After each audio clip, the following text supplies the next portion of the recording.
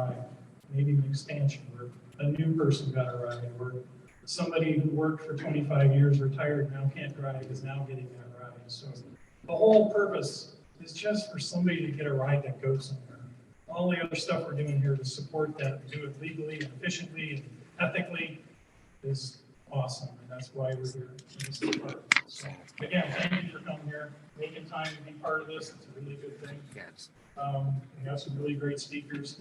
I have Gene and Laura again. We'll talk here for most of the half an hour, maybe not quite that much. And then I have Christina Cerise coming. She flew here from Seattle via Atlanta, maybe, or Texas or somewhere. She's all over the place, but a really nice, uplifting group of speakers for you this morning. And then this afternoon we'll have IDA and a brief presentation and what's the right word?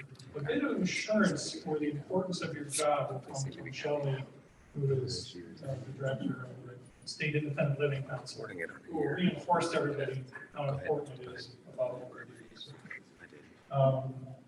Laura, would you like to come up and give an update?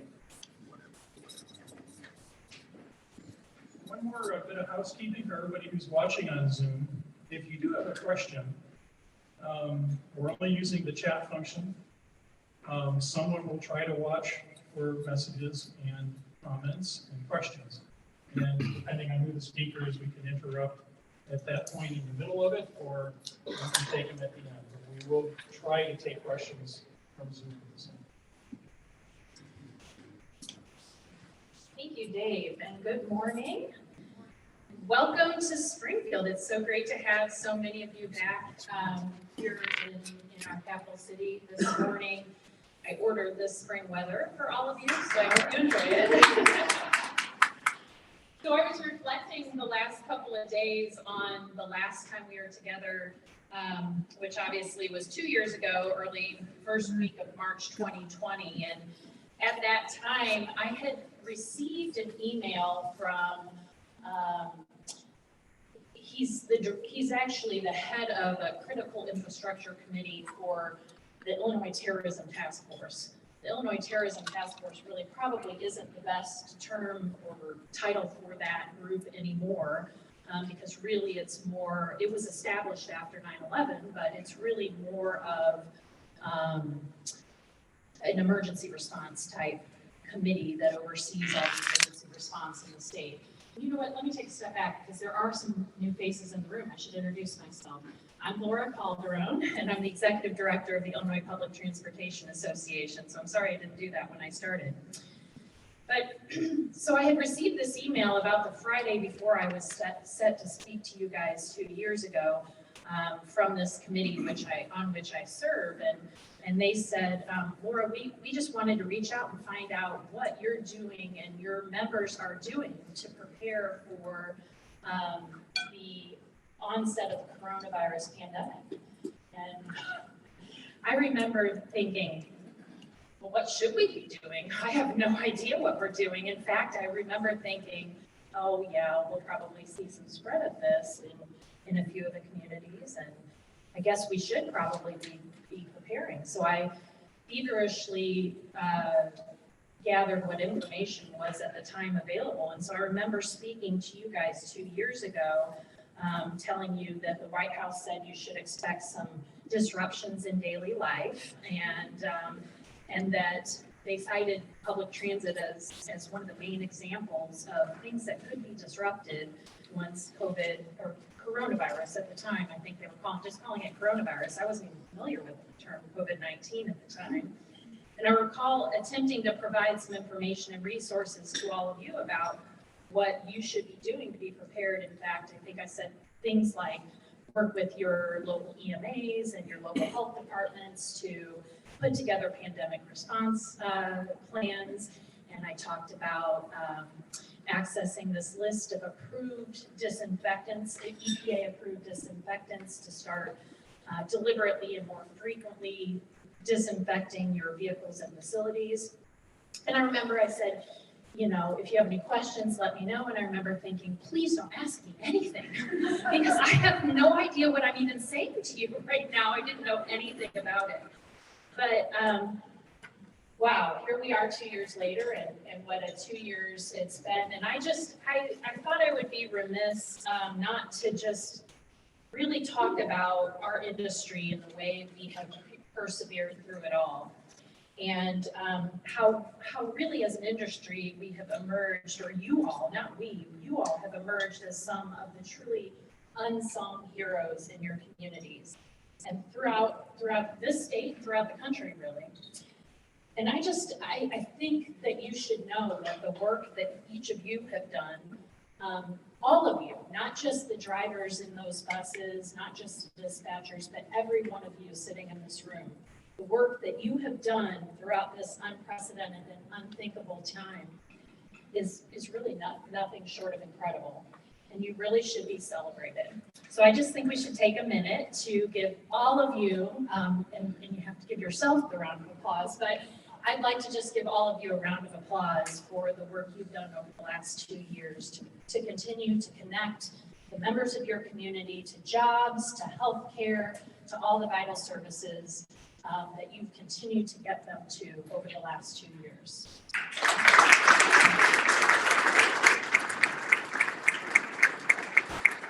So now no more mention of COVID.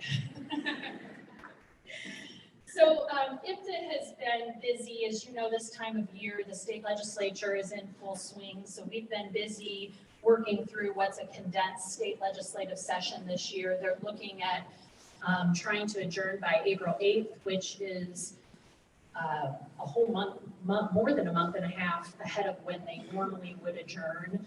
And that's really primarily due to because they had redistricting this year, which only happens every 10 years, they pushed the primary election to the summer. So they have a primary election and a general election following session. And so they're aiming at adjourning in early April. So there's a lot to be done before then. A couple of things that we have been really watching closely. There's a few pieces of legislation that have the potential to benefit many of you.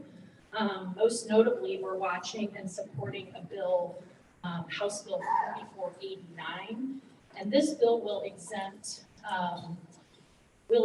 from GATA all state and federal funds distributed to units of local government for the purposes of transportation. So what does that mean? So if you receive downstate operating assistance, you'll remember that last year legislation was passed that would exempt your downstate operating state dollars from GATA, obviously saving you a whole lot of work in the long run. Well, what we missed when we did that, and what we should have probably thought of then, and we, thanks to some work with some other transportation-related groups, are now capturing, is your federal and your state capital dollars. So essentially, once this bill is passed, and I do believe it will pass and be signed into law, none of your 5311 dollars or your state capital dollars will be subject to GATA as well. And so this is because you are units of local government, you're held to this higher standard in terms of reporting and oversight already. It's just removing that duplicative layer of oversight and really making things a whole lot easier for you in terms of getting your work done. So that bill, along with another bill that we are supporting, House Bill 4990, which is an initiative of IDOT. This bill would codify current practice with regard to timing of audits or audit submittals to IDOT. It basically allows agencies to submit their audits 180 days following their own fiscal year rather than the state's fiscal year. So if you're on a different fiscal year from the state, it allows you to submit that audit on a time frame that makes sense for you. The bill also has language that will help IDOT streamline the process of closing out state grants, which is something that I know they've been working hard to do and something that many of you would like to see happen. Some of your old grants have not been closed out. It also provides a mechanism for agencies to pay money owed to the state after reconciliation back to the downstate public transportation fund. So money that you agencies may owe back, that it sees to it that that money would come back into that downstate public transportation fund rather than going into some general fund that didn't benefit its original source, the downstate public transit fund. So both of those bills are sitting on what we call a consent calendar in the House, and when they get on that consent calendar, we can pretty much be assured there must be no opposition. So at this point, it looks like it's going to be smooth sailing. We should see both of those measures passed unless something unforeseen pops up. So that's good news. We're also closely following discussions regarding the governor's proposed budget. There's a lot of work to be done to try to get resolution on a budget before April 8th. I'm hearing from some legislators that they haven't been involved in discussions at all. So while I hope that they can find resolution by April 8th, hopefully they get working because there's a lot of work to be done prior to that. But I will tell you what's been included in that proposed budget is generally speaking status quo type funding for your operating. The one thing that is concerning and something we are working to oppose is a proposal to freeze inflation of the state's motor fuel tax. You may remember that a few years ago, the state passed Rebuild Illinois, and that Rebuild Illinois package included an increase on the state's motor fuel tax for the first time in like 30 years. Transit agencies were a big benefactor of that. We, for the first time, statewide are receiving some pay-as-you-go, long-term sustainable capital funding from that source of new revenue with that increase in motor fuel tax. Part of what was passed is this inflation or indexing of the motor fuel tax. The governor, unfortunately, is taking what is basically his first opportunity to say, okay, let's freeze that. Well, we feel like not only would you as transit agencies lose out on some money in that one year freezing of that tax, it's not the 1 year impact that concerns us so much as it is the precedent necessarily that it sets. And if you've been around for some time, you remember back in, I think it was 2017, when they said, oh, you know what, we're going to reduce your formula operating revenue for 1 year. And we said, okay, that 1 year isn't going to be that big of a deal. But then 1 year turned into 6 years, and it was a big deal. And so I think that's the concern we have here, that this precedent that might be set in freezing that indexing is something that long-term could have a significant impact on the capital dollars that should go to transit and other transportation modes as well. So that's the state side. On the federal side, we're also closely monitoring the FY22 appropriation process. Congress, which is pretty normal for them, in fact, is quite a bit behind on passing their FY22 appropriations. 2 weeks ago, Congress passed another continuing resolution, which avoided a federal shutdown and bought them just a little bit more time. They were back in their districts last week, but have returned to DC this week and are working through this budget process in an attempt to pass an appropriation bill ahead of their March 11th deadline. We have not seen details on this yet. We hope that they'll come to an agreement sometime soon. We hear that there are some that they potentially are close to an agreement, but we haven't even seen language. So we're hopeful that they can pass something prior to that March 11th deadline, but and obviously we're optimistic about the future of federal funding with the passage of the bipartisan infrastructure bill last year. So we expect for those appropriations to be an increase, but again, until we see language, it's very difficult to know for sure. Our DC lobbyist, Ed Graver, is working currently to schedule some virtual meetings with our Illinois congressional delegation, giving myself, our IPTA's leadership, and really any member that wishes to participate an opportunity to connect with our U.S. Senate offices and our U.S. congressional offices here in Illinois. So we are in the process of scheduling those meetings for mid-March. And once we have meeting dates and times, we'll be sharing those with members and those that are interested in participating. I certainly encourage you to do so. Lastly, we are busy planning our fall conference and vendor showcase, which will be held at the Regency Conference Center in O'Fallon this year, jointly hosted by St. Clair County Mass Transit District, Rides Mass Transit District, and South Central Transit. And those dates for that conference are September 13th through 15th. We would really like to plan a program that will be relevant and useful to all member types. So look for a survey, members, look for a survey in your inboxes this week that will be coming to you to solicit session topic ideas. Give that some thought and respond to that, because sometimes I get feedback that maybe we don't offer enough sessions for maybe small operators and your employees. And so I want to plan a program that is relevant for all of you. So please respond to that so that we can get sessions planned that will be useful and relevant for you. So we hope to see many of you in O'Fallon in September. And in the meantime, if I can be of any assistance to anyone, please feel free to reach out. I'll be around here the next day and a half, but obviously, shoot me an email or give me a phone call. I'm always here to advocate for you. So, great to see everyone.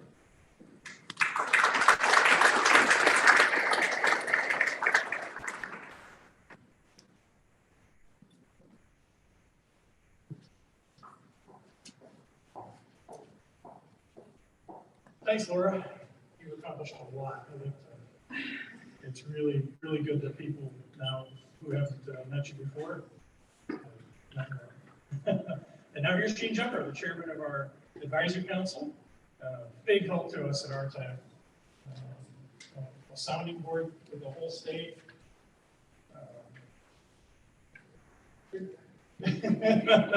And a very nice person. Thank you. Thank you. Good morning, everybody. Maybe you had your second cup of coffee. If you haven't had your second cup of coffee, you're out of luck, because our next speaker is going to blow you out of the water. You're not going to need it, okay? We're going to start out. The mind can only absorb what the rear end can take, right? So we're going to start by everybody standing up. Everybody stand up. Okay, now I'm going to ask this question, and there's a rhyme to the reason here, a reason to the rhyme. Do not get offended. Anyone who has only been in transit less than 3 years, I'd like you to stretch your arms up here and then have a seat. Okay? Everybody see who those people were? All right. Anybody who has been in transit less than 10 years, let's see you. Less than 10 years. Okay. See who those people are? Have a seat. Look around the room, folks. These are the people that you all need to be getting to know here today. See these people? They have all the answers. All your questions. And that is maybe the most important thing about these conferences. I'd like everybody other than IDOT employees to have seats. I hope you took notes where these folks are sitting. Remember what they look like. Big tall guy with gray hair, big tall guy with no hair. You need to know this. Okay, I see IDOT people in the back that did not follow directions. IDOT, I need you to stand, please. All right, thank you very much. See those folks? Those are our partners. Those are important people for us to know. It's so exciting for me to be here because I got to meet my partner face to face and see things from here on down that I've never seen before. And no masks. And you know what? I thought he was older and much more mature than that because he has all the answers that I'm looking for. Please, please, please take a moment to meet these folks. Take a moment to pick their brains. They are not the opposition. We are in partnership here. They will help you. And they're glad to do it. And I want to give them a big round of applause. For this.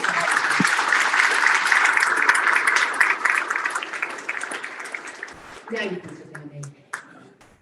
All right, Gene, more 5311 money for you. More 53. I've been after that since 2014. That's the best thing. Thankfully. It has been a privilege to serve on the Rtac board.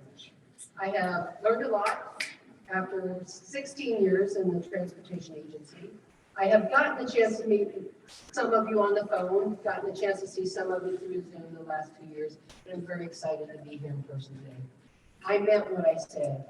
Get to know one another. Get to know these people. Sit with different people. Go to lunch with somebody new. Pick their brains. Those that have been around for a while have stepped on every landmine. There's a lot of us running around with toes missing, okay? We've done it. If we can give you some hints about how to stop from doing that, we're more than happy to do it because you know what? We're not in competition. We're a team. If we work together, this state can be a hallmark state for what rural transportation can really do. And I believe we're well on the way to do that. And that's why these conferences are so important.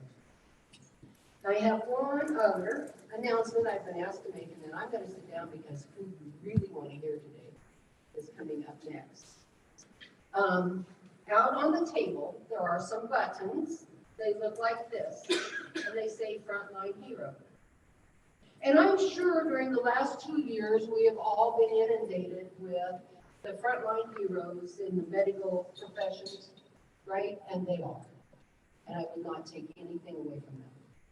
They have put in hours. They have watched things they wish they never had to see. But you know what? It's your staff. They never missed a lick. Even when we were doing partial transportation, even when so many things were shut down, our staff, I'm sure your staff just like mine, because you don't get into transportation for the money, right? How many are in it for the money? Okay. One of the IPTA people, yeah. They're in it because they love the work, because they love the people. And we're all in it for that. If you don't have a service heart, you don't belong in this business. And they never missed a lick. My people never, ever balked at coming to work. I'd put them up against anybody. They were always there. What this says is Frontline Hero. It's got a bus driver on it. Nobody ever thought about the bus drivers. Nobody ever thought about the dispatchers. Nobody ever thought about those of us who were doing all the jobs trying to keep it done. That's not where it was, but that's where it is in our mind. So what's happened here is the Transportation Research Board put out a call for a Frontline Heroes Award. And the Heroes Award was nominated by Robbie Sarles. Robbie is the president of RLS. And she nominated bus drivers and transit people. And Robbie's nomination won. And she has provided buttons for every, and she'd like to get them in the hands of every driver in the state. I think that's awesome. So there are about 1,000 of them here. You will be getting more information from Robbie later on in how to order more, but please take them with you. Don't be afraid to take them home and have them in them, okay? Take them with you and give them to your drivers. Let them know that they are appreciated. And I know we tell them all the time. Friday is Employee Appreciation Day, and my staff, I'm going to be out of town, but my staff has planned a luncheon for our employees, and we're going to make sure that they get these buttons at that luncheon, just so that they know that we know what it's been like to be on these front lines. So take them with you. I want to read just one thing here, and it's the very last line of this application, and I think it defines our staffs perfectly. The definition of a hero is a person who has demonstrated exceptional bravery and self-sacrifice for the benefit of others. Our people took a chance on getting fed. The big C is my name, some calls it. They came every day. They got the shots when they needed to get the shots. They did what they needed to do. They spent the hours doing the cleaning of the buses when they needed to do it, but they showed up every day. We all did. I think that we need to remember that our heroes need to be remembered too. You are going to hear from one of the most exciting people I have talked to in a long time. I got a chance to meet her over Zoom, got a few minutes to visit with her earlier today. She loves transportation, so she's one of us. And she's going to teach us how to work happier, not smarter. And in all the years, 40 years in business, I've never learned to work smarter. So I am really looking forward to learning how to work happier. Y'all have a good conference. Don't be shy. Meet these people. IDOT's all there in the back row, and they always sit. So order them before you leave. They're going to be meeting with you later on today. If you want to meet with them, for them, they'll talk to you. And thank you, Glenn, for the extra.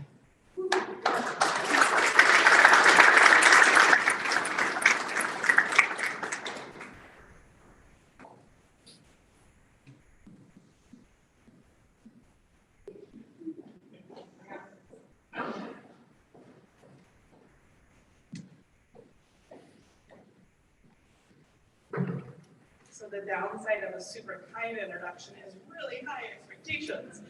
So good morning. I'm Christina Cerise. I am visiting you from Seattle. And we are going to talk about working happier, not harder today. I want a chance to introduce kind of how I got here. I would say I took the long road.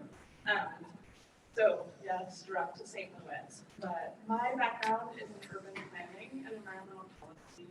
I spent most of my career working at a land use law firm, helping governments and private clients do regulatory writing, or work around regulatory writing, to get projects on the ground. And I loved it, but it was super stressful. So what you may know about lawyers is that they bill by the increment, and in my firm, you bill to the 10th of an hour, which meant you have a timer for every client going across the top of your computer, and you build in 6-minute increments. So every 6 minutes, you needed something to show for your work, which was super fun when I was 20. It became less fun as I aged. So I had long harbored a desire to write, and so I wrote an excellent resignation letter and did writing for a while. So I went from too stressful to like not so stressful. But you know how the money isn't hiding in rural transit? It's not hiding in writing either. So with a little nudge from Quicken and the sweet transit planner that I am married to, moved a little bit towards the middle. So now I get to share, while I love to write, I also am an avid reader of super nerdy books. And so when I worked for the firm, I did a lot of speaking on productivity and business communications. So I still do that work. And then I have a day job where I get to actually practice what I preach and kind of experiment on my colleagues. So if you work with me, I'm doing all sorts of experiments on you. And so we're going to review some of that work today. Okay. So at the Washington State Department of Transportation Conference, Robert Phillips from National RTAP was sitting in the audience, and we connected there. And I'm hooked on the transit audience. Because you guys are doing work, you work with clients trying to convince them of what their purpose is and get them excited about the work. This isn't the audience for that. You guys know your purpose, but you wear about 42 hats. And so we're going to look at how you sort through all the things being asked of you to make it seem a little bit more manageable. When I first started doing this talk, I used to call it more with less, which is the fastest way to make an audience hate you before you even start. Because it triggers all the like, lady, I'm already doing more with less. I'm doing the job of 3 for the salary of 1. So I am not talking about taking away your office chair today, I promise. We are going to talk about ways to do more without an increase in resources, but not in a way that makes you skip lunch or work on Saturdays. What we're going for is a way to have more effectiveness with less overwhelm. So we're going to look at what the research says about what we can do for ourselves and for each other to increase innovation and creativity and productivity, while we're also reducing our stress levels, reducing our overwhelm levels, and reducing our gripes about work or dissatisfaction. We're going to focus on scientific research about brains and behaviors today, and what the implications are for fields like transportation. I hope I don't have to convince you that creativity and innovation, often with limited resources, are super key to what rural transit providers are doing. You give people life-sustaining service. You're connecting them to their medical providers. You're giving them the dignity of being able to age in place. All of these things are so important, but it comes with just a ton of effort on your part, and that can burn you out. We don't want you to burn out. We want you to be the people standing that say, I've been here for 10, 20, 30 years, because there's an incredible wealth of institutional knowledge that we lose when we burn people out. Okay, in your packets, you have a set of my slides. I'm going to ask you to ignore for now.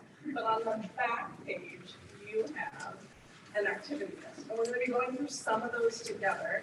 Don't cheat and look ahead. We're going to do one at a time. But we're going to start with this one. So this is where you regret not doing the networking and sitting next to someone new, because you're going to rank yourself relative to your colleagues, which is awkward if you're sitting next to them. So if you need to just get the number in your head and not write it on your paper, we understand. It's fine. Here's what I want you to do. I want you to think about, we're talking about productivity today. So think about yourself and the quality of your work. When you think about how you score relative to your colleagues, how are you doing? Scale of 1 to 10. 10 is the A students. All right, you have your number. Have you surreptitiously glanced at your colleague's number? Okay, we're ready. So here's what we know. Without you having to share your number, I know that most of you probably ranked yourself pretty high. So when 50,000 people were asked the same question, 70% of them put themselves in the top 10%. Math doesn't really need to be your thing to know that at least 60% of those people were wrong, because that's not how a bell curve works.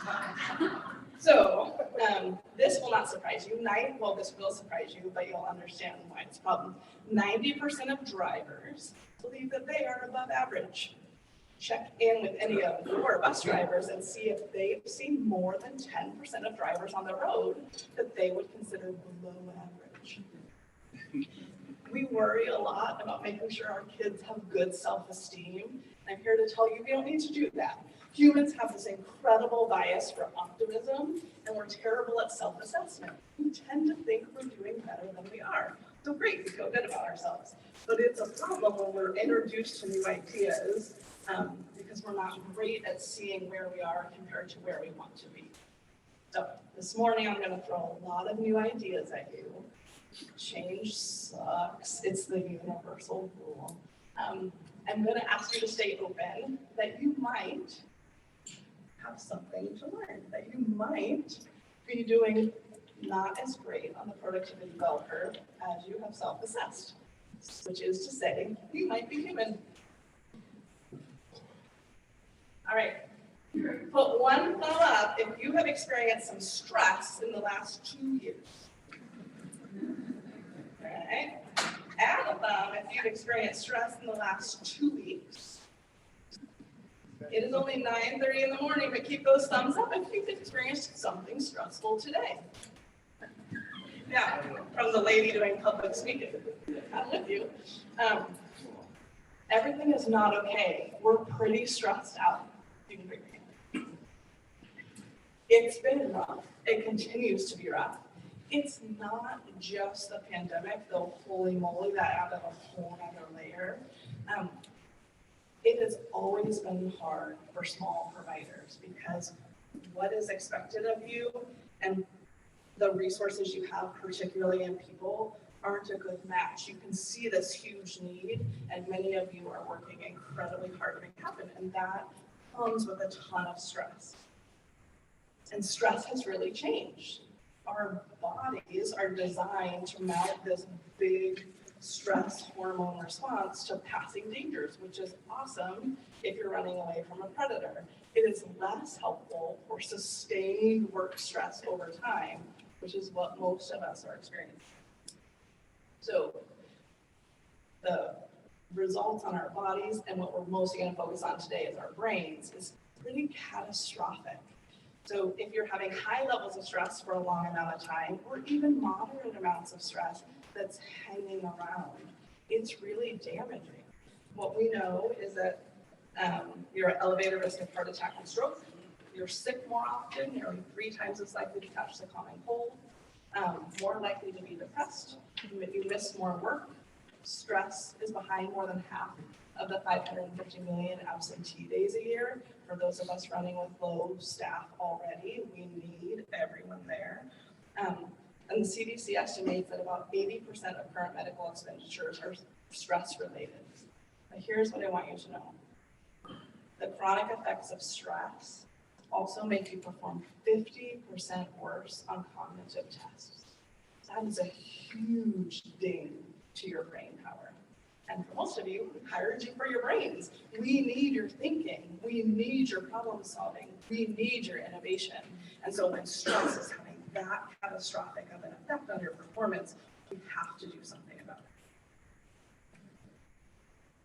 it. All right, this is where you tailor your slides. If there are any actual brain scientists, this is giving you like a little heart palpitation. You're saying it's more complicated than that. Don't worry, I'm going to make it even dumber in a second.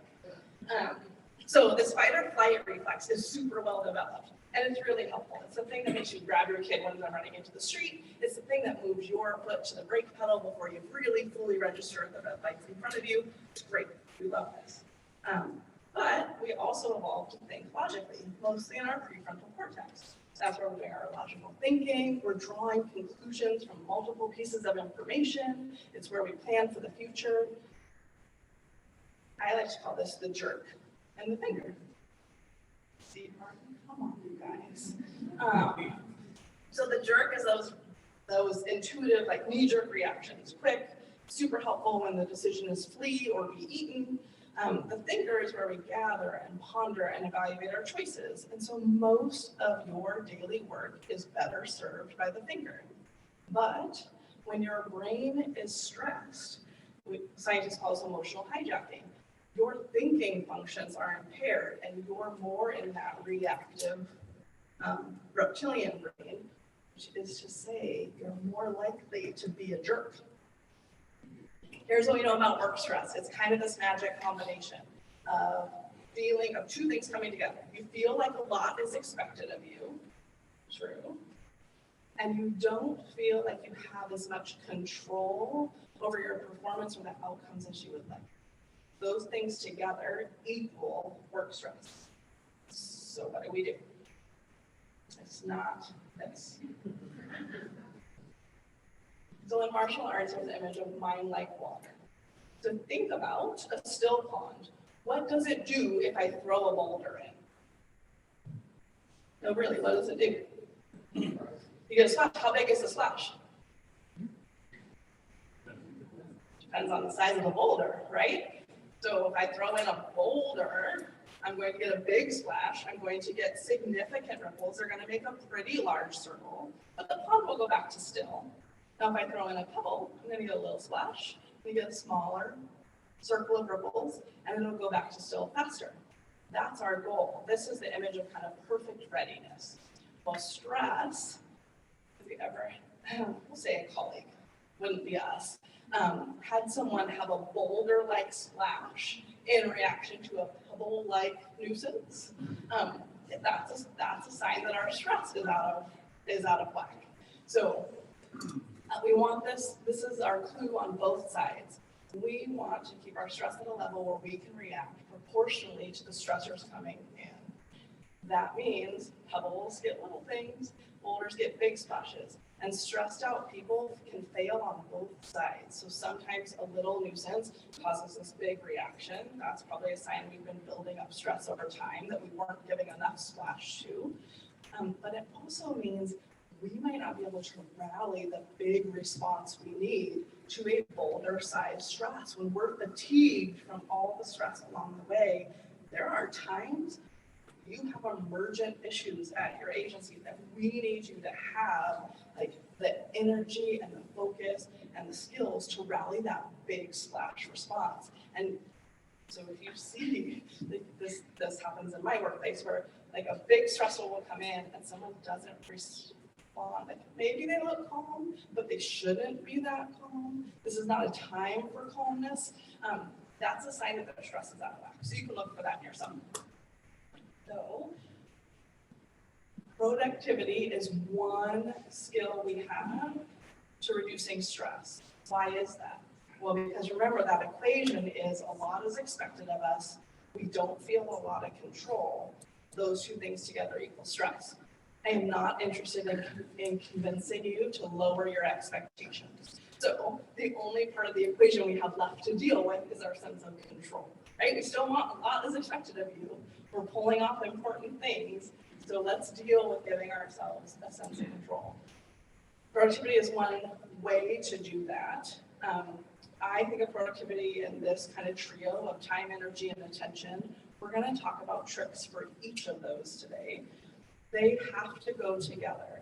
Too often we've talked about productivity, and what we really mean is like hacks for busyness. Like, can you check your email while you're walking an escalator on your way to get the kid a haircut? Like, that's not what we're talking about here today. So, but if you just manage your time without managing your attention and your any one of these things by themselves doesn't really solve the problem. We're going to take each one in turn. Let's start by talking about time, specifically how you spend yours. So, partnership activity number 2. We're going to take a couple minutes for you to do the homework. I want you to write down what you do. Yeah, all the things. It's not a very big box. You might have to write small. So how many of you truly 2 full minutes to just write out more about this? Let us fill up your day. What are the goals you're doing?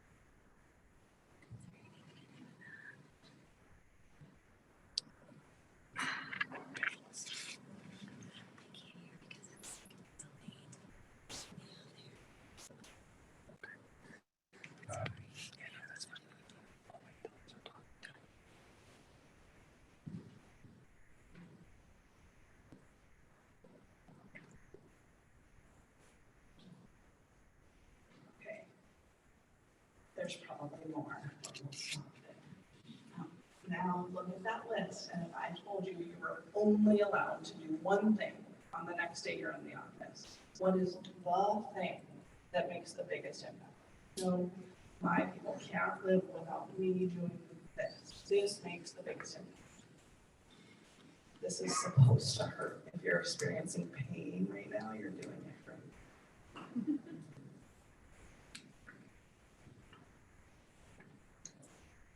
And for anyone who's rallying, let me justify why the other 5 things are also essential response.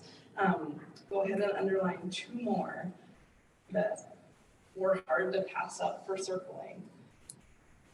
That when you put your time there, you see big results.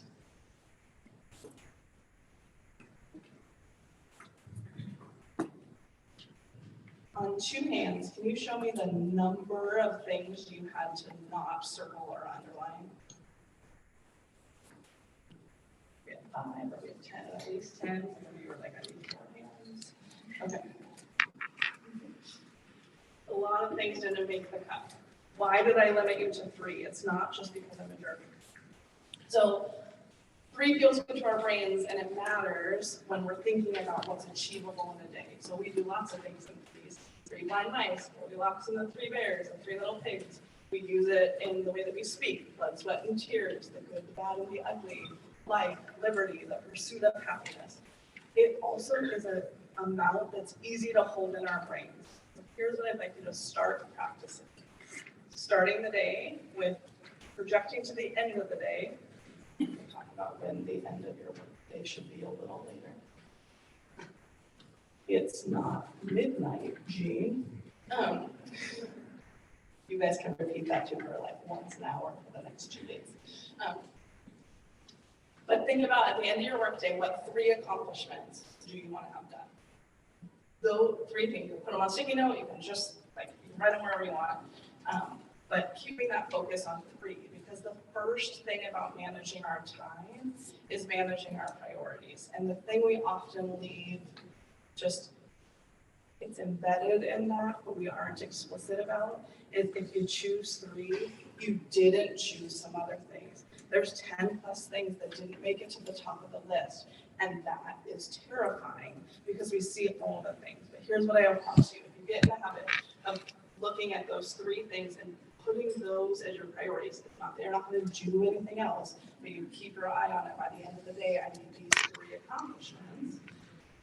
We start to trust ourselves to get to things, and it helps us relax about those other 12 things that we know we're going to bang out these 3 today, and we're going to feel forward progress, and we can get to the other ones tomorrow. All right. So I might know what my priorities are. I might know kind of that 80-20 principle, right? I've circled and underlined the things where I know if I put 20% of my time, it yields 80% of my results. I really want to keep my time there. I don't want to burn all my time with email. But stuff just keeps coming into my inbox, onto my to-do list. What do I do? So we're going to talk about acting with a proper sense of urgency, using the 4 Ds, thinking about next actions, the 2-minute rule, and then, all right, all of that, but what do I do right now? So sometimes we mistake activity or busyness for productivity, and they are not the same. And I love this Greg McKeown quote. I think it sums it up well. Everybody is in pain. People feel stretched too thin at work and at home. People feel busy, but not productive. People feel constantly distracted and tripped up by the trivial. Constantly trying to do more things instead of the right things leads to more stress, poorer quality of work, and lower productivity. The answer is to focus on the most essential tasks in work and life. This sketch of the arrows in the upper right is from Essentialism. This is the image that I hold in my head on the days that feel really frenetic. When we are spreading our energy in a million different directions, like all those arrows added up equals the progress on the right. And so if we can even just prune a couple places we're spending energy, we get more progress on one thing that matters. So I like to use the analogy of running on a track. So if I'm running in circles, I'm going to sweat, I'm going to get tired. I will have a fair case to say I worked really hard, but I didn't actually move to a new location. And in work, we want to see true progress. So not just that frenetic activity. When we're talking about this kind of urgency, yes, there's a time element, but really the emphasis is more on results. It's not like we have to have that meeting right now. It's that the meeting we're sitting in right now has to accomplish something that matters. Otherwise, we shouldn't. So one way, when you're looking at your long list of to-dos, to sort that is in this 4D model. And I will tell you that the two boxes on the bottom require a fair amount of humility. So delete is my favorite because that makes the things go away. There are easy things like emails you don't need, great, delete. Newsletters you subscribe to because you think you should read, but if you were honest, haven't read ever in the last 9 months, it's okay to unsubscribe. So yes, you can delete them from your inbox, but bonus points if you unsubscribe, you really don't even make it, and your brain isn't even having to make the decision to delete. But the real delete is the that saves us the most time. Am I writing an email response that is not actually going to change anything? Am I just weighing in or spending time drafting this thing that isn't going to change an outcome? You can probably let that one go. Have you been invited to a meeting where you aren't going to add value and it is not going to give you information that's of value? You can let that one go too. So the thing is, anything you can take off of our list is a win. My standard for delegating to someone else is 60%. If someone can do it at 60% as well as you, that is a D-. You should let them do it. Now, some of you can't. That actually gave you a stomachache. We're going to give you an 80% standard. That's a B-. No one's going to do it as well as you, but could you let someone else try? And this might be things at work. You might not have anyone to delegate to at work, but this might be something where I will tell you that my children do not clean the bathroom as well as I do. They D- it though. So I can delegate that for 3 weeks, and then we need to A+ it for a while. Then that gets me 3 weeks, right? I've saved myself an hour. You can look for those savings wherever. So defer. This is where something's important, but it doesn't have that time constraint. It's not particularly urgent. We want you to put that somewhere where you're confident you're going to see it when you need it. This might mean that there's a deadline coming up. You got an email about it. I'm going to ask you to park that email in a calendar on the day you want to start working on it. Then it's totally out of your brain. It's deferred to when you need it. But we spend so much time cycling through the same information that that's part of the stress. Our brains try and hold the info. Anything we're deferring, you need to put in a system that you trust. Then we're left with the do's. So something that's important that only I can do, that is urgent. So has anyone read David Allen's Getting Things Done? It's time. Yeah, add that to your list. Some of you really will. And for the rest of you, I'm going to give you the 2 most important things from a book you'll never read. I'm going to save you a lot of time right here. These are the 2 winners.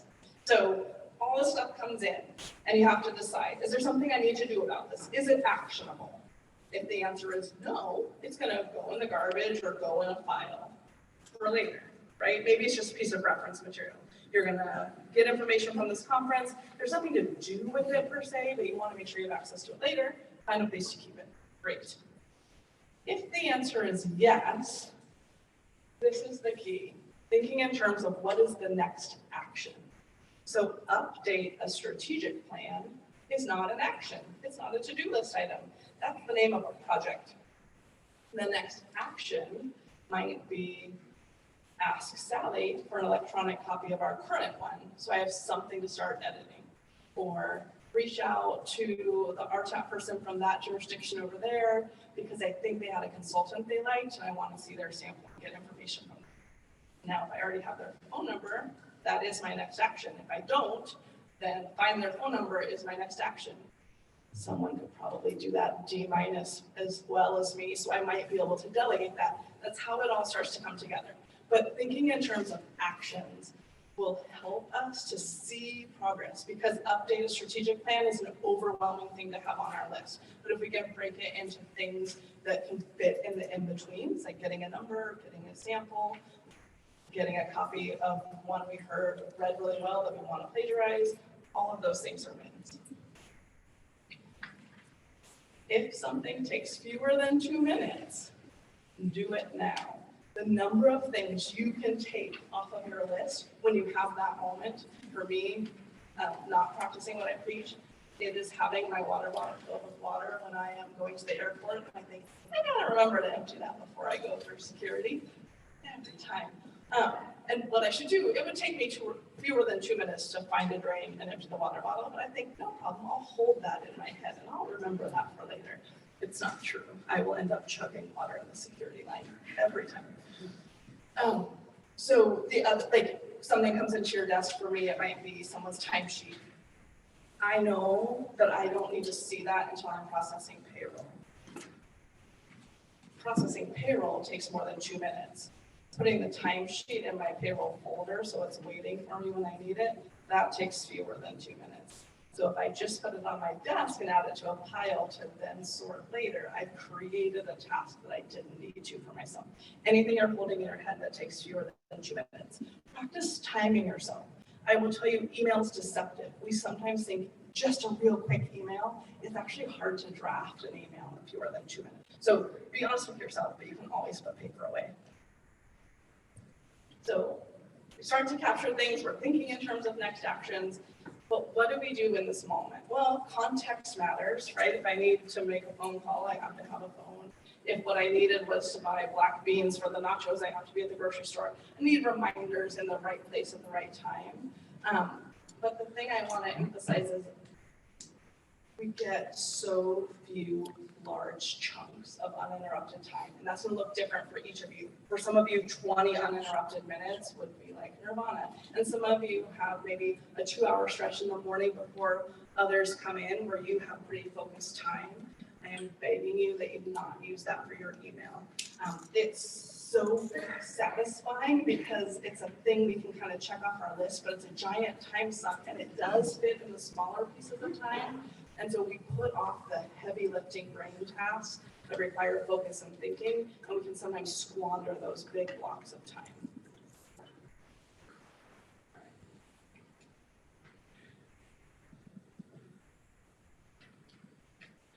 So if we just manage time, it doesn't do a ton for us. It actually, we want to manage our priorities within our time. Otherwise, we start to fall into that trap of like, I'm busy, so therefore I'm doing it right. We want to talk about how to manage your attention now that you've figured out what your priorities are. We're going to talk about the myth of multitasking. I'm going to ask you to stand up and do fun experiments with me. Okay, come on. There's going to be some marching and some math, so brace yourself. All right. It doesn't have to be a robust march, but if you will find a rhythm that works for you, because we can walk and do math at the same time, I believe in us. All right, you're going to yell out the answers to my math questions. Are you ready? 2 plus 2. 4 times 4. 16. 483 divided by 3. 51.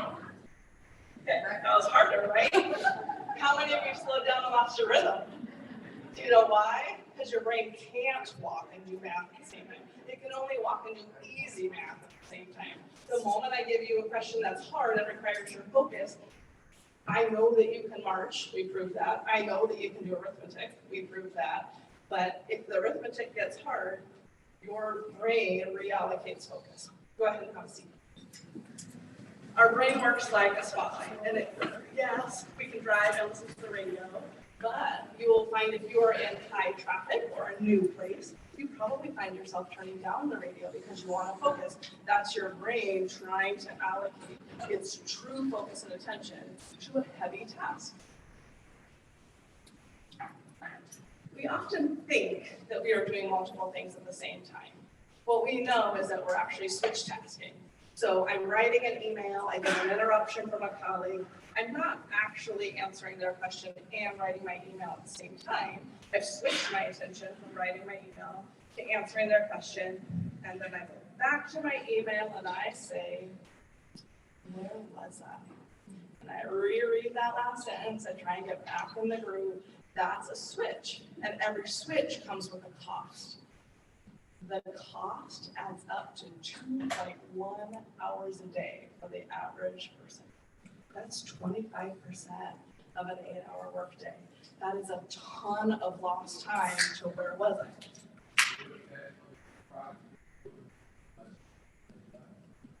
that can be. So sometimes, you are not going to eliminate interruptions. There are some things we can do. Sometimes we interrupt ourselves. Sometimes we let other people interrupt us. We'll talk about strategies for both here in a second. But if you're in a truly high focus task, it comes with a really big cost. So it's just important to know that. So the higher lift of the project I'm doing, the longer it's going to take me to get back into that. So if I let myself get interrupted by a quick 2-minute task, the switching cost is probably not worth it. It would be, and we'll talk about this in a second, it'd be better to tell my person, I'm super focused right now, can you come back in 10 minutes? I can do that without losing my focus, right? So we're gonna do an activity here where we actually show the speed difference. And Gene said he would be cut off from coffee, but I'm from Seattle and we don't do things like that. We love the coffee so much that this activity comes with coffee prizes. So, all right, on your sheet. Multitasking is worse than a lie. Here's what you're gonna do. Listen to all the way to the instructions, because if you start early, you're cheating and the results will not be fair. You're going to write the sentence that's there for you. Multitasking is worse than a lie. But in between each letter, you're going to write the next highest number. So M1, U2. Thumbs up if you understand the assignment. Okay. So I'm going to tell you when to go, and the first person done is going to stand up and make a loud noise for a lady who wears hearing aids, so make it really loud, so I know who the winner is.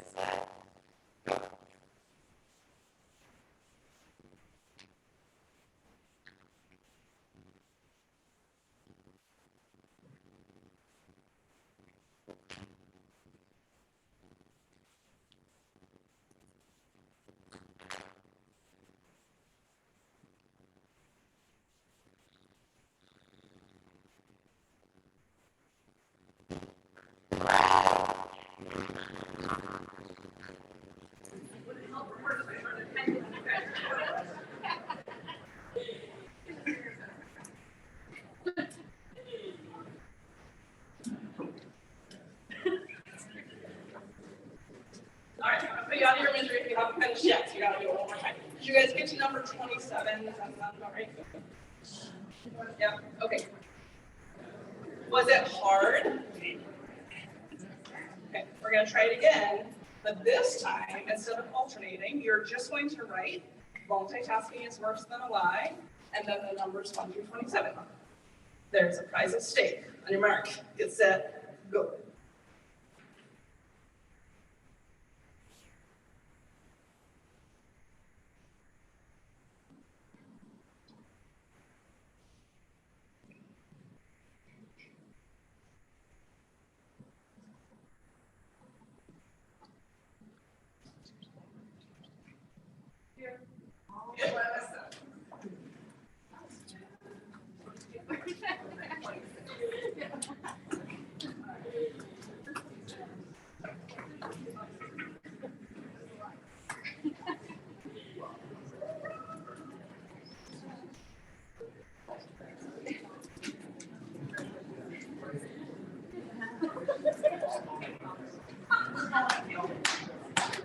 Raise your hand if you had an easier time the second. Keep your hand up if you made fewer mistakes. Yeah, so the science checks out. Here's what we know. Switching in between adds about 50% to your total time. So if you did all of task A and then all of task B, you would be 50% shorter than if you were trying to alternate between them. It also multitasking dramatically increases the number of errors. So when we're having all these interruptions, we're taking longer to get our work done and we're actually doing lower quality work. That's a problem in multiple ways.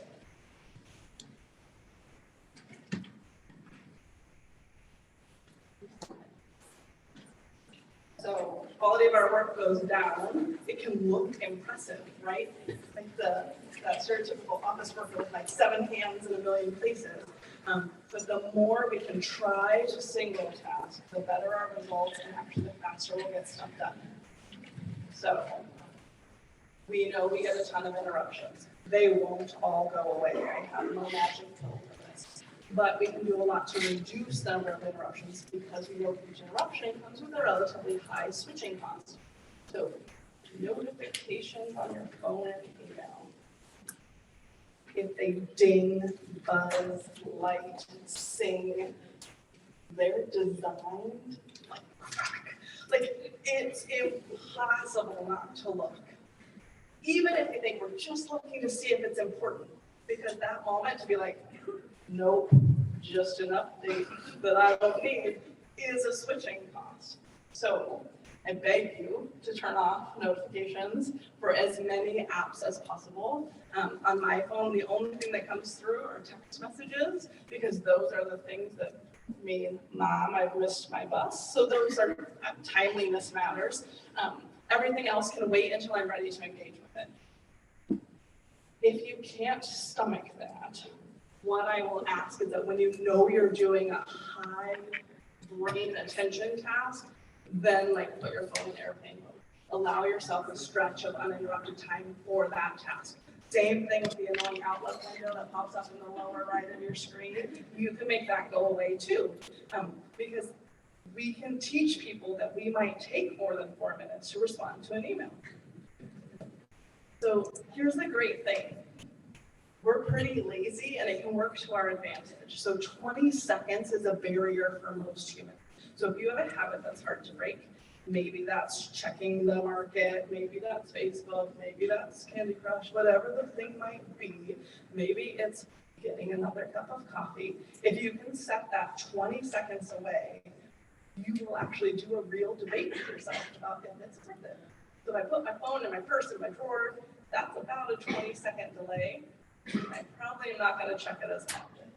So if you know there's something that you are prone to using to interrupt yourself, snack or whatever it is, 20 seconds. Doesn't have to be terribly far, but that's enough of a barrier to start to break that habit. To your question, what about those like 2-minute tasks that come in? And it usually comes in with the best of intentions from someone. Hey, can I just ask you a quick question? Everyone defines quick differently. It's okay to tell people you're busy. What will chill them out is to tell them when they can expect to have their needs met. So that means if you know you're in the middle of a grant writing application and you need to bump it out for 2 hours, that's an appropriate use of an out-of-office message on an email. I am in a meeting. You can meet with yourself, just talk to yourself a little bit. I'm in a meeting this morning. I will be checking emails at 11 a.m. That way, everyone who emails me knows they have an expectation. I have not seen your email. I will not see it until 11 a.m., which saves me my phone ringing to say, hey, did you see that email I sent you? Or someone peeking their head in my office to say, did you get my email? Which I will own as my personal pet peeve. Of course, I got your email. The technology works. I will get to it as soon as I can. So, setting the expectations. I have a wonderful assistant who makes a really fabulous bouncer. And so when I am in a high focus task, she is great at physically blocking access to me. If you are lucky enough to have someone great, I've found a do not enter sign also works. We joke at our office, they made the yellow vests that say do not interrupt on the back. You might want to invest in one of those, repurpose one of your safety vests, whatever it takes. It's okay to signal that you can't be interrupted right then, and to get people in the habit of scheduling time. So if you know that you're the person that needs in your agency, that people need to come to for quick clearance of ideas, set the time. I have open door from 1 to 2 every day. That's the time to pop in with your questions. Because then I, as the scheduler of my day, know I'm going to weight my heavy stuff in other parts of my day and leave myself open to just emails and things that can be easily interrupted from during that 1 to 2 window. That's what I'm expecting all my things. People will save up their questions. And hot tip, they will actually solve a lot of their own problems while they're waiting. So remember that delete category? Yeah, that's part of how we work that in. And then send complete messages and lead by example. So I think we should have a meeting is not an appropriate email. Because the person says, sure, that works for me. And then you write back, what days are you available? And now we're on our fourth interruption from email. So when you are sending a message, send a complete message. I would like to meet to brainstorm ideas for new committee members and onboarding. Now I've suggested a meeting and my agenda is done. And I say, here are 3 days and times that work for me. Let me know which works best for you. And in a perfect world, the person on the receiving end says, Tuesday at 2 is ideal. Sometimes they say none of those times work for me, but I've led by example. And if they're paying attention, they will write back with, none of those times work for me, but I am available at, and they'll include you. Now we're 2 emails in and we're done. We send a meeting invite and we've saved ourselves some interruption. All right, putting it together. We're going to do a couple more activities.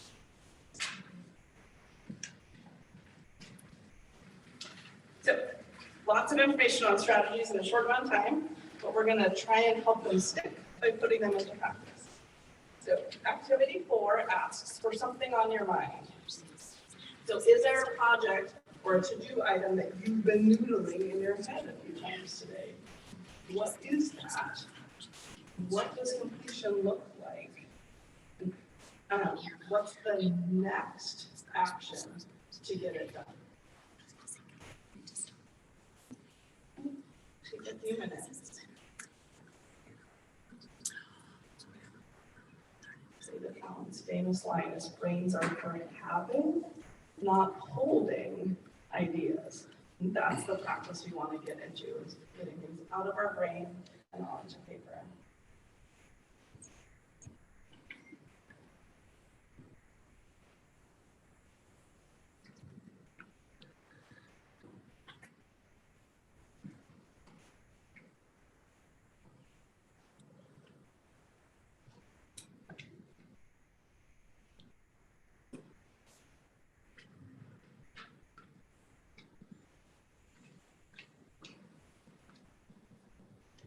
Talk a little bit while you're working is, because I want you to know a little bit about what you're experiencing. So that question about what does success look like is actually going to cause a little stress. And the reason for that is our brains love closed loops. So having to identify the difference between where we are and where we want to be is a stressor, as it should be. It's what helps us generate the ideas for how to move forward and close that gap. So that's our natural planning. I am here, I want to get to there. What are my steps? Defining that vision, that's, our brains are primed for that. And then we keep it manageable by getting down to the next action.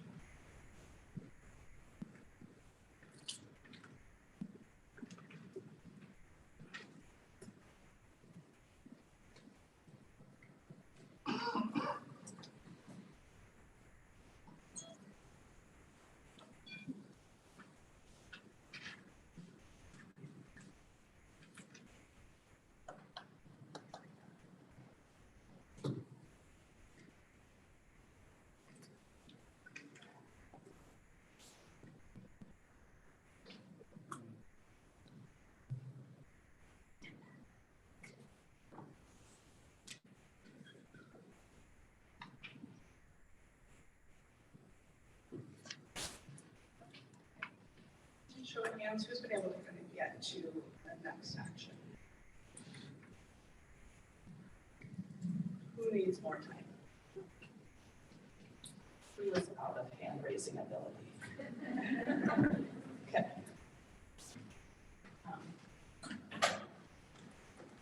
So if you were on my staff, I would have banned phones at the beginning of this, but you are not. So I'm not allowed to do that. Here's what I'm going to ask of you. I'm going to actually ask you to get out your phones or your computer or wherever you are going to check your email. Some of you have been doing it the whole time. I won't call you out. There are no Starbucks prizes for that. I want you to practice this on email. and then I'm going to ask you to put it away, which will be hard. Because you can't multitask. We covered this, remember? Look at the first 3 emails in your box and think of them through that 4D lens. Can you delete them? Can you delegate them? Is there something to do that will take you 2 or fewer minutes? This is a setting where we have about 2 minutes, so you could do it if it was forward or answer or whatever, or defer, save for later.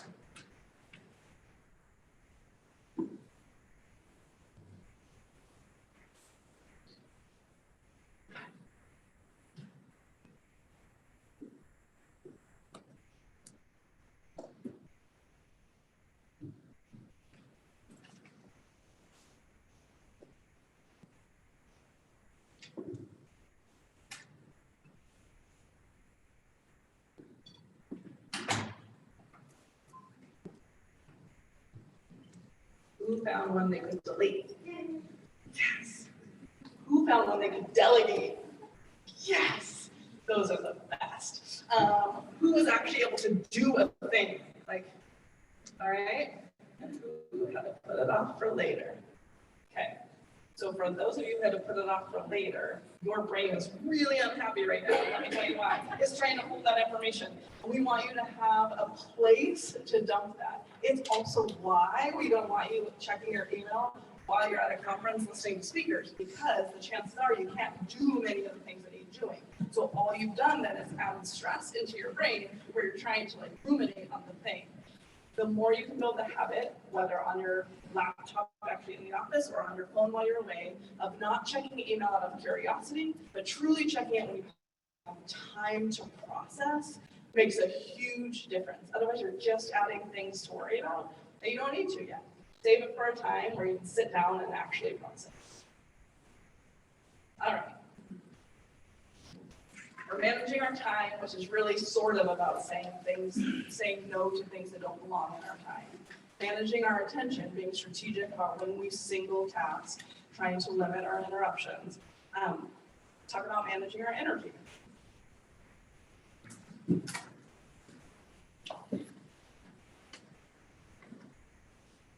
So Abe Lincoln gets credit for a quote about like, give me 6 hours to chop down a tree, and I'll spend the first 4 sharpening the axe. Sometimes you hear 45 minutes sharpening the axe and give him an hour. Maybe it wasn't him at all, but it stands that chopping down a tree with a dull axe is a waste of your time. Showing up to work with an empty tank is not good. So we don't just put in the hours in our chair. We need to be pretty sharp when we get there. There are some things we can do to keep ourselves sharp. Exercise, sleep, and some happiness habits are at the top of that list. So cavemen didn't sit in cubicles, they didn't sit behind bus wheels, they walked 8 to 12 miles a day. We walk and move far less than that, and it has a huge impact on our brains. So our brains have evolved to think on the go. We need movement to make our brains work their best. So sitting is the new smoking. Exercise releases stress. It increases blood flow to our brains, which increases our mental performance and our creativity. It combats fatigue, which is counterintuitive because exercise makes us tired. Here's what we know. Exercisers outperform non-exercisers in tests that measure our long-term memory, the ability to reason quickly and think abstractly. Not if any of these sound like job requirements for you. Attention, improvising off previously learned materials to apply to a new problem, all things that we need. Not asking you to start running marathons. We find that 30 minutes of movement 2 or 3 times a week makes a difference. Also just a reboot, the things of even standing up, taking a little break in between sessions, all of that matters for getting our brains back to where they can receive new information. Exercise is a use it or lose it proposition. So we did a study, experimenting on children, it's cool, they allow it, where they introduced a jogging regimen to kids. They measured their cognitive performance beforehand. They introduced that 30 minutes twice a week of jogging. measured their cognitive performance after, significant measurable gains. They took away the jogging regimen and their cognitive performance went back to the pre-exercise level. So when we are stressed, when we are overwhelmed, often the first thing to go is like getting out of the office for a lunch walk. Sometimes getting lunch at all. Don't let those things go. Those breaks give you enough of a productivity boost on the other side that you didn't actually lose time. When we sit for too long, our performance is low enough that we put in the time in the chair, but we can actually get the results that we wanted. As a bonus, you reduce your chances of dementia and Alzheimer's. So you're welcome.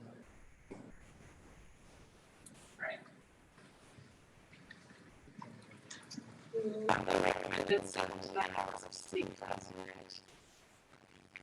We have some winners, good job, yes.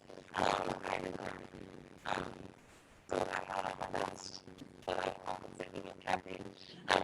40% of Americans get lost in that. This number probably have a bias for optimism and overinflating our performance. This is one of those places. So, when they asked people to rank their sleepiness and their performance and how much it was affecting them, they thought they were adapting better than they were. So researchers asked them to rate their sleepiness on a Stanford sleepiness scale, and they saw that their performance declined a little bit, but then it stabilized. That's how they experienced how they were. When actually measured, their performance declined and didn't stabilize. It just kept going on that downward trend. So if you're tired, you probably have particularly bad self-assessing and think you're performing better than you are, and you need to get some sleep. Not everyone needs sleep at the same time. I'm a morning person. I'm not breathing. So you have 9 hours. I haven't been awake after 9 p.m. since I remember when most people are lying down somewhere in the middle. What's important is to know when you are at your peak, because that's going to be key to being strategic about how we use our time. So if you are someone that is at your most energetic and focused in the morning, we're going to wait your hard stuff for the morning. If you take a serious crash, which means you wouldn't work again, we want to make sure that that's the time of day where you can do some easy stuff to get done. So you're still making progress, but you are accounting for not being insurance. When we sleep, we solve problems. So an easy way to get more productivity is just to use sleep to your advantage. It's a great return on investment. You need to do it anyway. It might as well give you some benefits. So when researchers gave subjects math exercise and taught them how to solve it, and then they let 12 hours pass. That was a bigger shortcut way to solve it that they didn't explain. So 12 hours pass between when I teach you the math problem and how to solve it, and when I test you again. Some percentage of kids, about 20%, find the shortcut. But in that 12 hours, including 8 hours of sleep, 60% find the shortcut. And you want to use this to your advantage. If you want to really have a hard problem, dig yourself in. And revisit it in the morning. If you need good quality feedback from your team, make sure they know what you're discussing at your meeting the day before. Our brains work while we sleep. They're going to come in with better ideas the next day at a meeting. Too often we ask people to kind of brainstorm on the fly and we don't get very good results. So use sleep to your advantage. All right. We're going to talk about happiness. You get a break from me talking. I'm going to show a video, and if all goes well,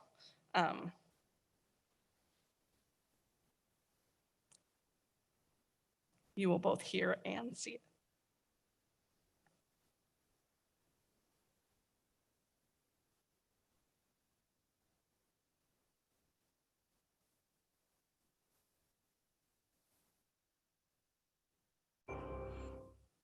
When I was 7 years old and my sister was just 5 years old, we were playing on top of a bunk bed. I was 2 years older than my sister at the time. I mean, I'm 2 years older than her now, but at the time that meant she had to do everything that I wanted to do, and I wanted to play war. So we were up on top of our bunk beds, and on one side of the bunk bed, I had put out all my G.I. Joe soldiers and weaponry, and on the other side were all my sister's Milos and ponies and ready for a cavalry charge.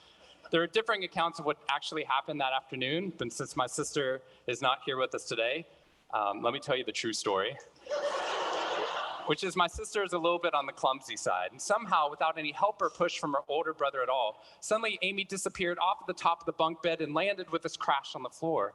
And I nervously peered over the side of the bed to see what had befallen my fallen sister and saw that she had landed painfully on her hands and knees on all fours on the ground. I was nervous because my parents had charged me with making sure that my sister and I played as safely and as quietly as possible.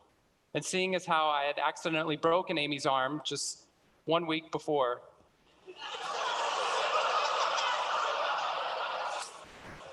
heroically pushing her out of the way of an oncoming imaginary sniper bullet,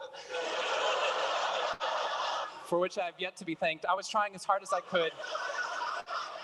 She didn't even see it coming. I was trying as hard as I could to be on my best behavior, and I saw my sister's face this wail of pain and suffering and surprise, threatening to erupt from her mouth and threatening to wake my parents from the long winter's nap for which they had settled. So I did the only thing my little frantic 7-year-old brain could think to do to avert this tragedy. If you have children, you've seen this hundreds of times before. I said, Amy, wait, don't cry, don't cry. Did you see how you landed? No human lands on all fours like that. Amy, I think this means you're a unicorn.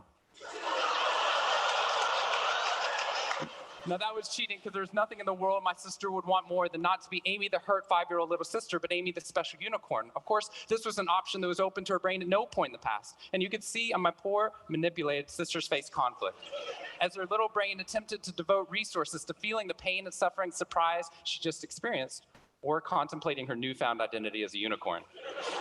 And the latter won out. Instead of crying, instead of ceasing our play, instead of waking my parents with all the negative consequences that would have ensued for me, instead a smile spread across her face, and she scrambled right back up onto the bunk bed with all the grace of a baby unicorn.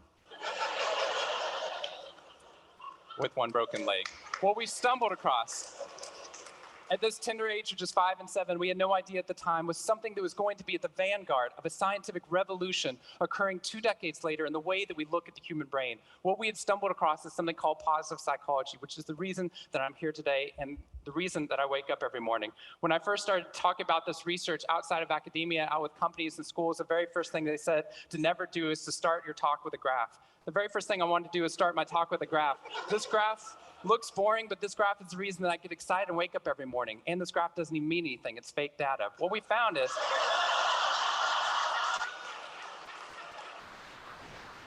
if I got this data back studying you here in the room, I would be thrilled because there's very clearly a trend that's going on there, and that means that I can get published, which is all that really matters.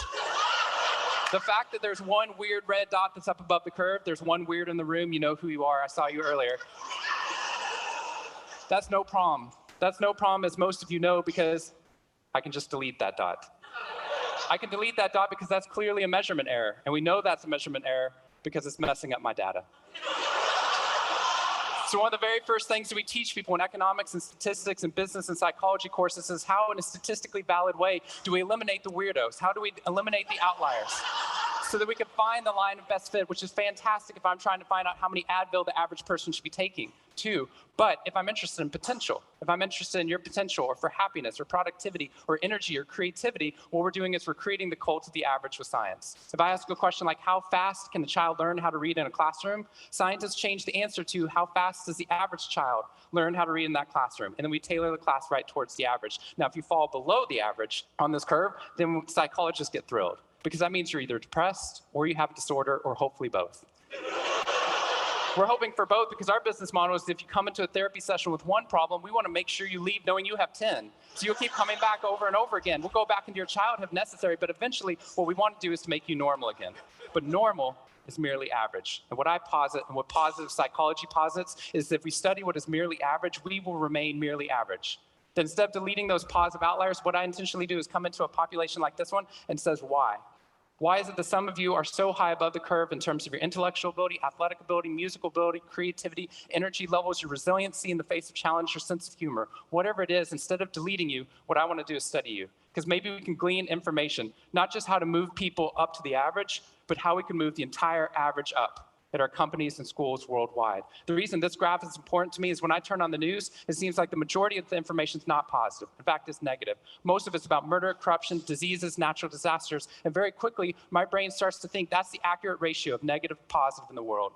What that's doing is creating something called the medical school syndrome, which if you know people who have been to medical school during the first year of medical training, as you read through a list of all the symptoms and diseases that could happen, suddenly you realize you have all of them.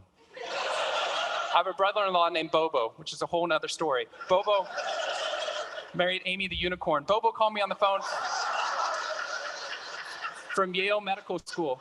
And Bobo said, "Sean, I have leprosy." Which even at Yale is extraordinarily rare. But I had no idea how to console poor Bobo because he had just gotten over an entire week of menopause.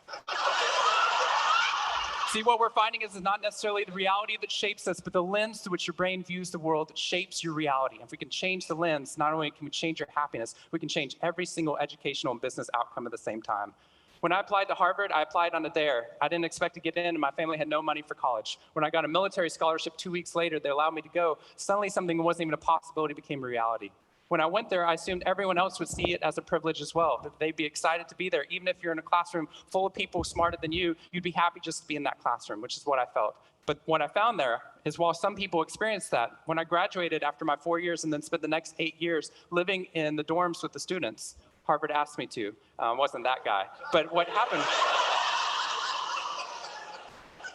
I was an officer of Harvard to counsel students through the difficult 4 years. And what I found in my research, my teaching, is that these students, no matter how happy they were with the original success of getting into the school, 2 weeks later, their brains were focused not on the privilege of being there, nor on their philosophy or their physics. Their brain was focused on the competition, the workload, the hassles, the stresses, the complaints.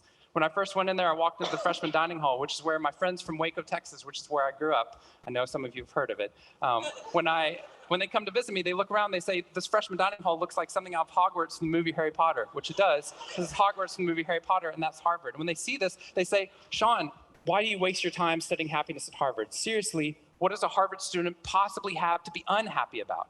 Embedded within that question is the key to understanding the science of happiness. Because what that question assumes is that our external world is predictive of our happiness levels. When in reality, if I know everything about your external world, I can only predict 10% of your long-term happiness. 90% of your long-term happiness is predicted not by the external world, but by the way your brain processes the world.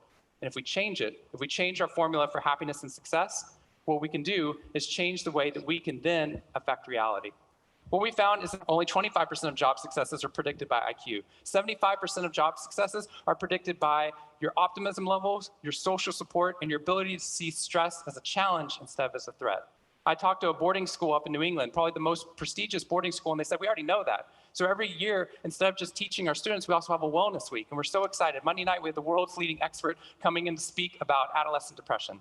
Tuesday night is school violence and bullying. Wednesday night's eating disorders. Thursday night is illicit drug use. And Friday night, we're trying to decide between risky sex or happiness. I said that's most people's Friday nights.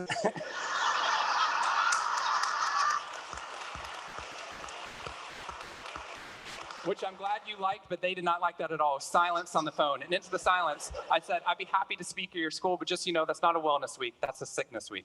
What you've done is you've outlined all the negative things that can happen, but not talked about the positive. The absence of disease is not health. Here's how we get to health. We need to reverse the formula for happiness and success. In the past 3 years, I've traveled to 45 different countries, working with schools and companies in the midst of an economic downturn. And what I found is that most companies and schools follow a formula for success, which is this: if I work harder, I'll be more successful. And if I'm more successful, then I'll be happier. That undergirds most of our parenting styles, our managing styles, the way that we motivate our behavior. And the problem is, it's scientifically broken and backwards for 2 reasons. First, every time your brain has a success, you just change the goalpost of what success looked like. You got good grades, now you have to get better grades. You got into a good school, now you have to get a better school. You got a good job, now you have to get a better job. You hit your sales target, we're going to change your sales target. And if happiness is on the opposite side of success, your brain never gets there. What we've done is we've pushed happiness over the cognitive horizon as a society. And that's because we think we have to be successful, then we'll be happier. But the real problem is our brains work in the opposite order. If you can raise somebody's level of positivity in the present, then their brain experiences what we now call a happiness advantage, which is your brain at positive performs significantly better than it does at negative, neutral, or stressed. Your intelligence rises, your creativity rises, your energy levels rise. In fact, what we found is that every single business outcome improves. Your brain at positive is 31% more productive than your brain at negative, neutral, or stressed. You're 37% better at sales. Doctors are 19% faster, more accurate at coming up with the correct diagnosis when positive instead of negative, neutral, or stressed, which means we can reverse the formula. If we can find a way of becoming positive in the present, then our brains work even more successfully as we're able to work harder, faster, and more intelligently. What we need to be able to do is to reverse this formula so we can start to see what our brains are actually capable of. Because dopamine, which floods into your system when you're positive, has two functions. Not only does it make you happier, it turns on all the learning centers in your brain, allowing you to adapt to the world in a different way. We've found that there are ways you can train your brain to be able to become more positive. In just a 2-minute span of time, done for 21 days in a row, we can actually rewire your brain, allowing your brain to actually work more optimistically and more successfully. We've done these things in research now in every single company that I've worked with, getting them to write down 3 new things that they're grateful for 21 days in a row, 3 new things each day. And at the end of that, their brain starts to retain a pattern of scanning the world not for the negative, but for the positive first. Journaling about one positive experience you've had over the past 24 hours allows your brain to relive it. Exercise teaches your brain that your behavior matters. We find that meditation allows your brain to get over the cultural ADHD that we've been creating by trying to do multiple tasks at once, and allows our brains to focus on the task at hand. And finally, random acts of kindness or conscious acts of kindness. We get people, when they open up their inbox, to write one positive email, praising or thanking somebody in their social support network. And by doing these activities, and by training your brain, just like we train our bodies, what we found is we can reverse the formula for happiness and success, and in doing so, not only create ripples of positivity, but create a real revolution. Thank you very much.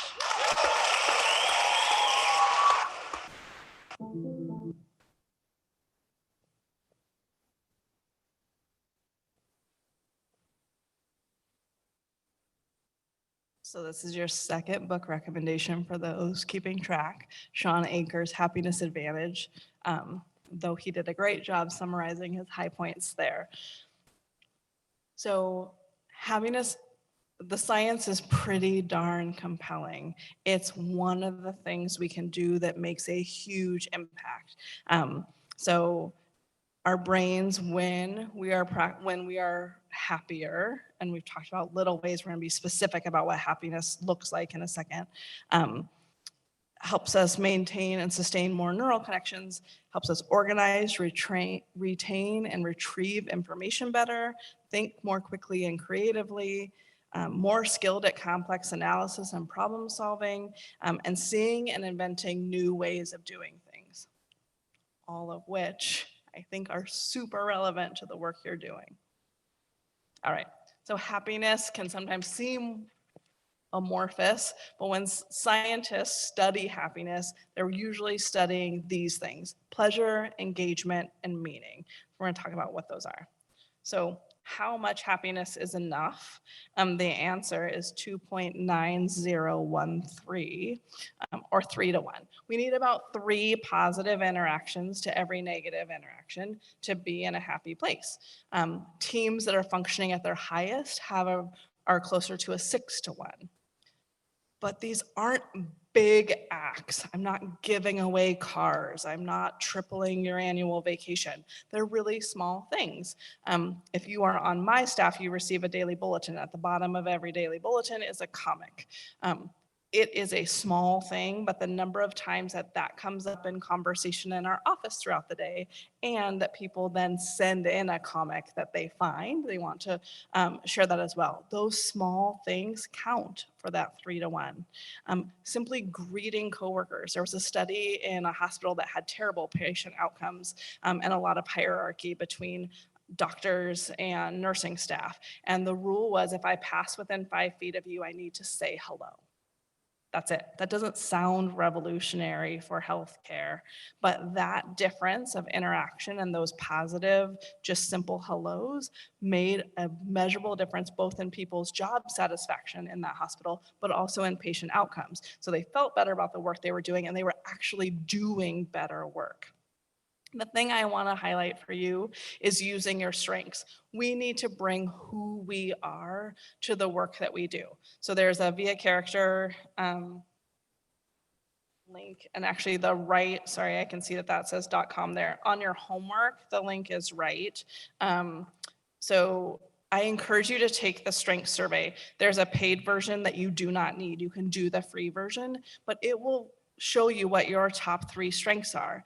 And looking for ways to incorporate that in the work that you do makes you happy at the office. So for me, humor matters. Learning new things ranks really high for me. So anytime I get to practice those things at work, I am my best self as an employee. Things might be different for you.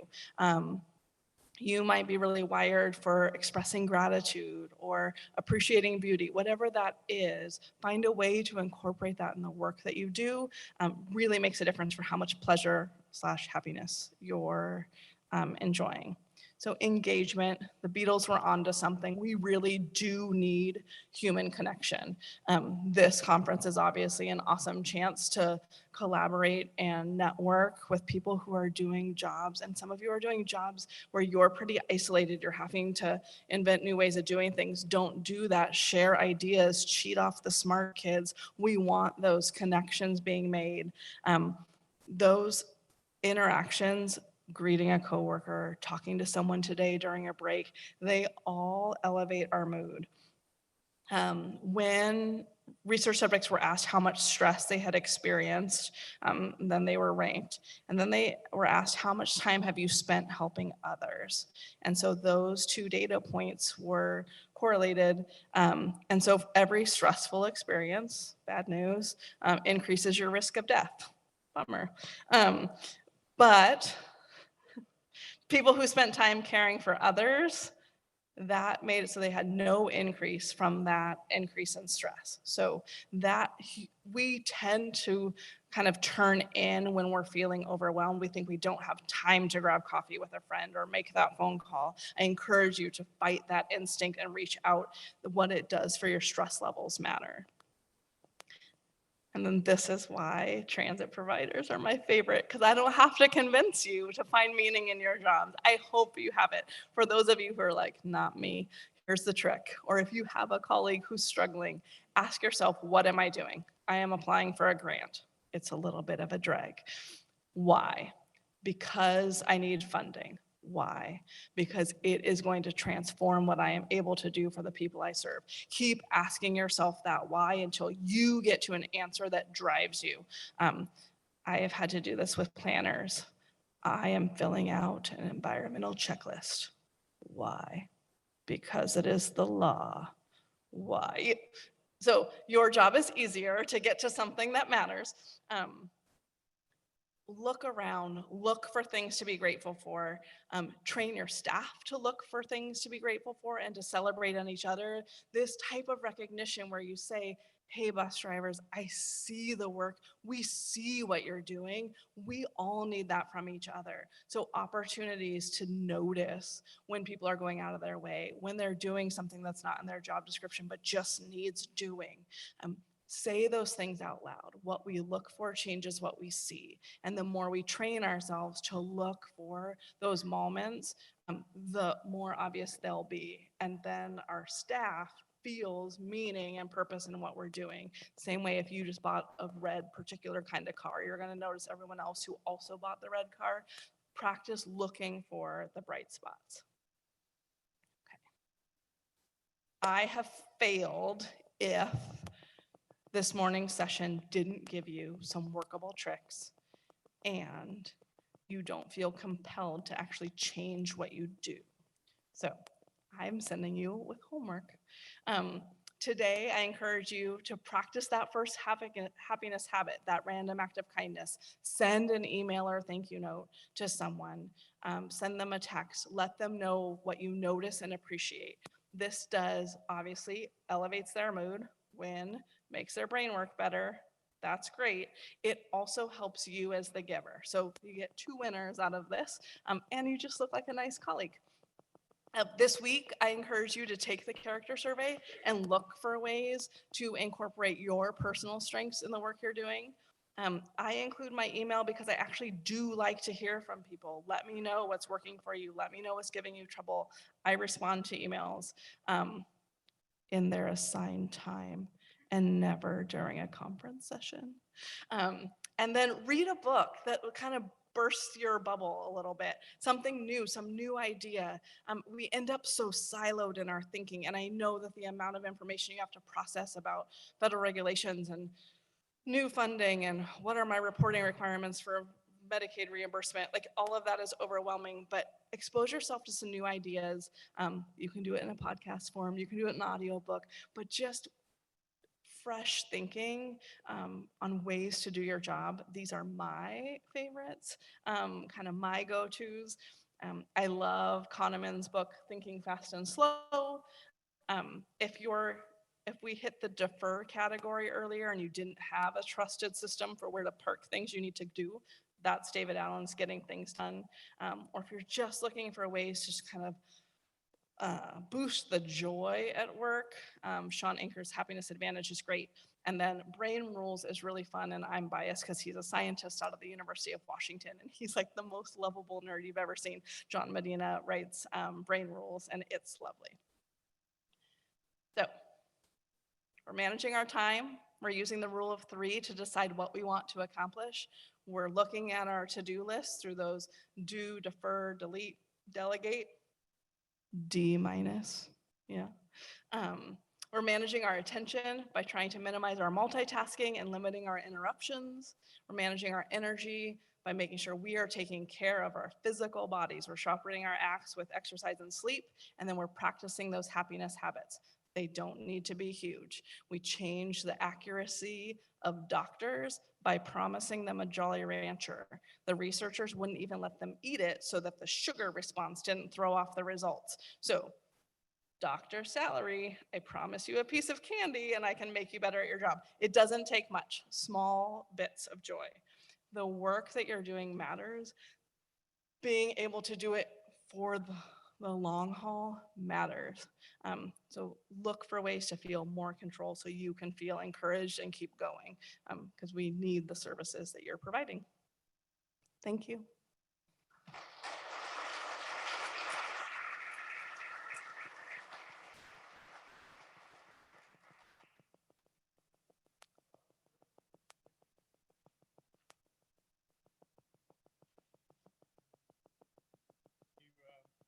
Pulled a long lost memory out of my memory banks.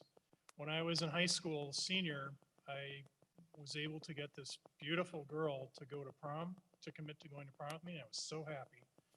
And I worked at a liquor store.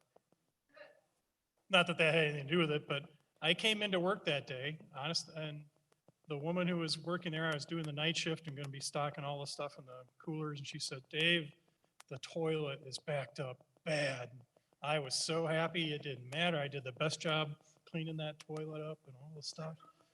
The happiness does work. So what's my mental issue? In that first exercise where we did M1, U2, I got stuck on the hyphen. I didn't know whether I was supposed to count that. What's my problem? I never got past that. You stopped at the hyphen? Well, yeah, but was I supposed to number it or not? Because it wasn't a letter. No, it gets a, yeah, it gets a number. Yeah, so what's my, see, that's my problem. Those things trip us up. Yeah, yeah. I'm happy to take questions. I'm also mindful that you guys have a break that needs to wiggle. But if you have burning questions, I will actually just stick around for a bit. And you can touch me. I know sometimes I'm facing this, what do I do? I'm happy to answer specific. Thank you. Thank you very much. Okay, now we are going to hit a break, and when we come back, Emily Grensky will be here, and she is truly one of the world's experts in capital needs, transit asset management plans, all the regulations, and she will update you on what we're going to do this year. So see you about 11:15.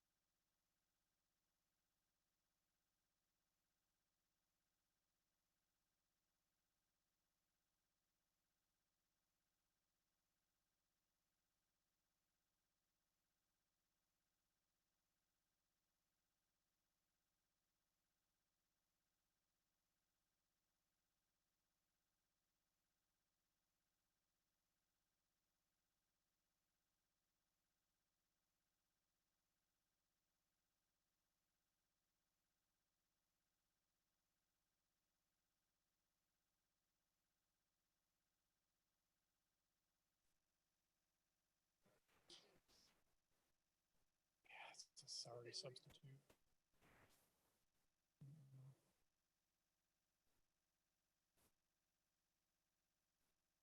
All right, fans of transit asset management, come on in. Everyone run away.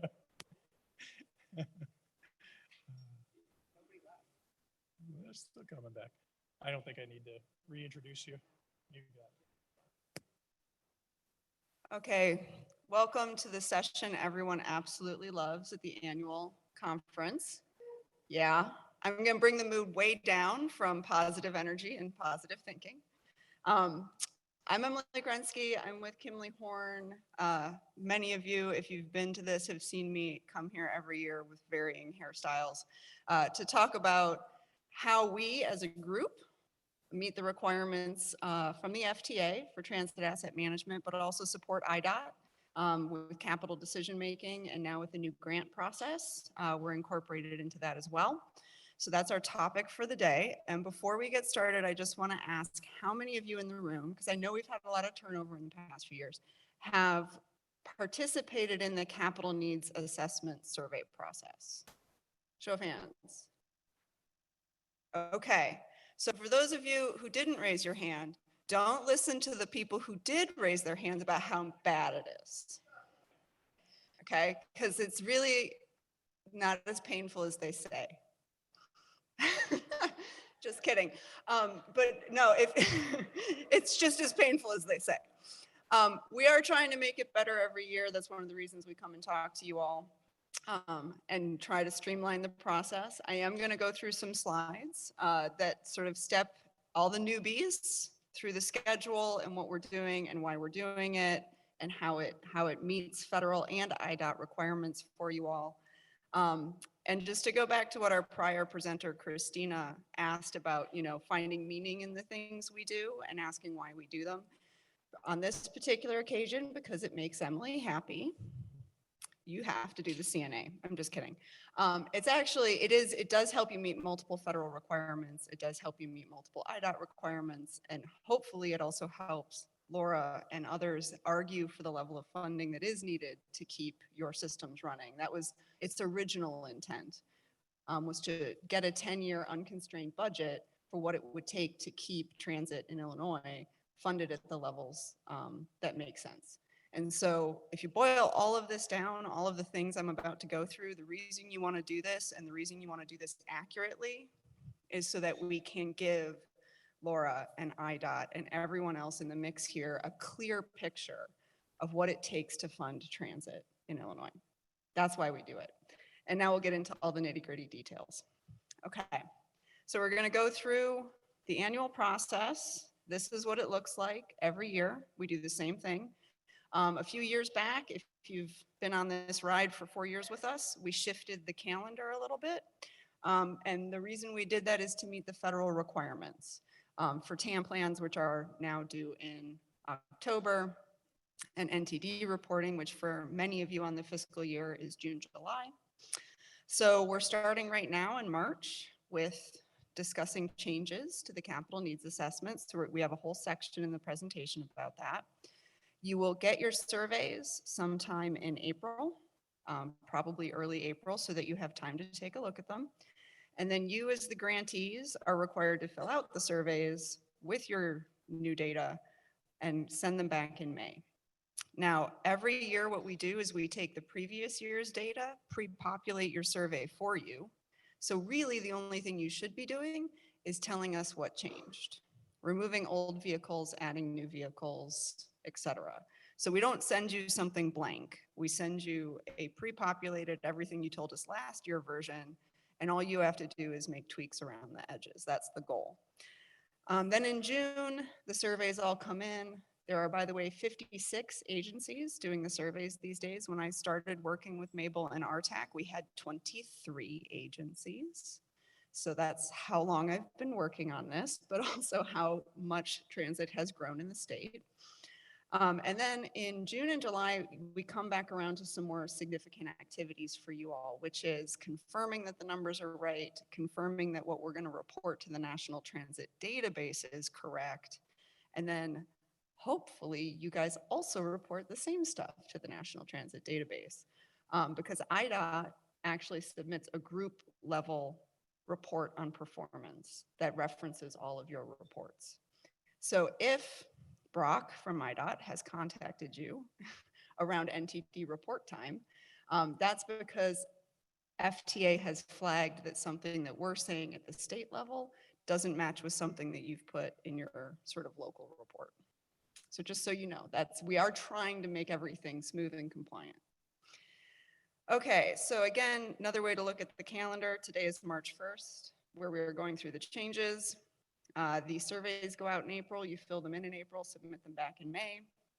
And then we do a whole bunch of number stuff and send out performance results and reports back to you in June for input in July, and then NTD report cycle sort of takes over in the fall.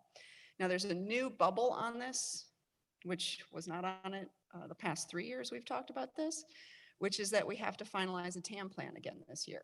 Okay, so the transit asset management rule under the FTA requires at minimum that you do a TAM plan every 4 years. Now, if you're a tier 1 agency, which is 100 or more vehicles in peak service or rail, you have to do your own.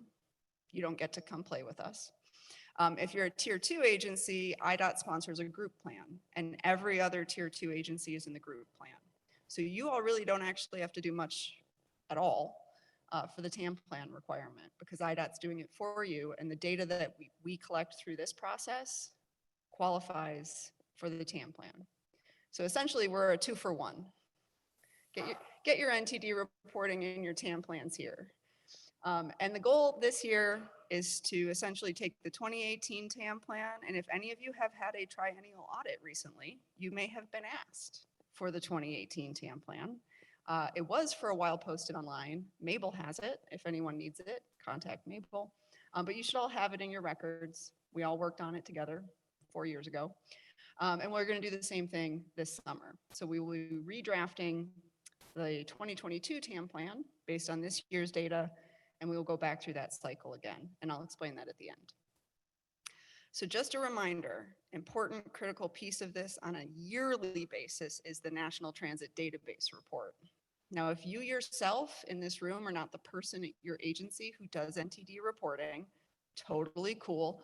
Please make sure they see this presentation. Okay? Because what you give us through the Capital Needs Assessment Survey should be matching what they're putting in through NTD, because we're using this to calculate a piece of NTD for the state. So a couple things. There are 3 key measures that IDOT reports on your behalf, all of the tier 2s, which is revenue vehicles beyond useful life benchmark, non-revenue vehicles beyond useful life benchmark, and facilities below a 3.0 on the condition scale. Now, obviously, you all actually report your own vehicles and your own facilities and whatnot. So we're aggregating across all 54 tier 2 agencies. So if something doesn't match in what IDOT reports, that's when you're going to get a call about, okay, why did IDOT say this, but you guys said that. So just make sure your NTD folks are aware of this so that they also get a look at the CNA survey, the Capital Needs Assessment Survey, and we make sure we're all lined up. Okay. The targets that we have to set for the state are due in July. So that's why we send out all the numbers to you all at the end of June. And we ask very kindly that you review them and send us information back early July so we can meet that federal deadline. And then if your agency is part of an MPO, you also should report your own individual targets to that MPO. That's part of a different rule. It's called the State and Metropolitan Area Planning Rule. There's so many rules. So the point of this is, once you've gone through you've seen the numbers from us, you've had someone review and sort of confirm them, that's not where it stops if you're in an MPO. If you have a metropolitan planning organization or a regional planning entity that you work with, make sure they also see your individual targets. There was a bit of a confusion a while back that IDOT was sending individual targets to regional agencies. No, IDOT just does the state level reporting to the feds. You guys do the reporting to your own regional planning folks. Okay. All right, we're going so fast already. Sorry about that. Okay. So in this, hmm?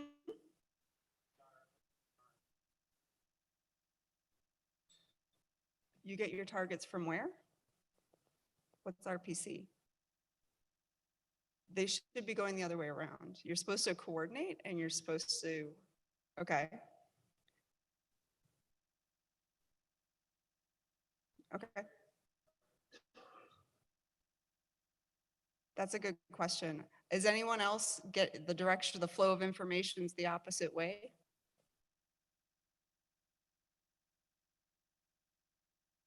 Nope, silence. My experience in other states is mostly the transit agencies work on the numbers and push them up to the region and not the region pushing them down. But if you have a different relationship with your regional planning entity, then go with what you got. Okay, so the next thing is you do have a checklist, especially if you're new to this and most of the acronyms coming out of my mouth don't make sense. There is actually a checklist in the back of this beautiful pink document of what the annual steps are to get through this. We tried to make it as like boiled down and step by step as we possibly could. This is also in the electronic version if you're having trouble seeing this. Okay. If you have any questions on any of this, and this is your first rodeo, Mabel is your first point of contact. And if Mabel doesn't know the answer, she'll call me. Okay, so don't worry if all this seems like really crazy. We tried to give you some easy step-by-steps here. Okay, so a couple updates to the survey this year. For those of you who haven't done it before, this won't make sense. For those of you who've done it before, hopefully this makes sense. So we had to condense down the number of different facility types that were listed from last year to this year. And part of that is because you all are adding new facility types as you go, like you're building more different stuff. And so to accommodate that, we've gotten rid of some sort of redundant facility types. So this is really nitpicky, but if you're doing your survey this year and you see something different, this is the slide to go to.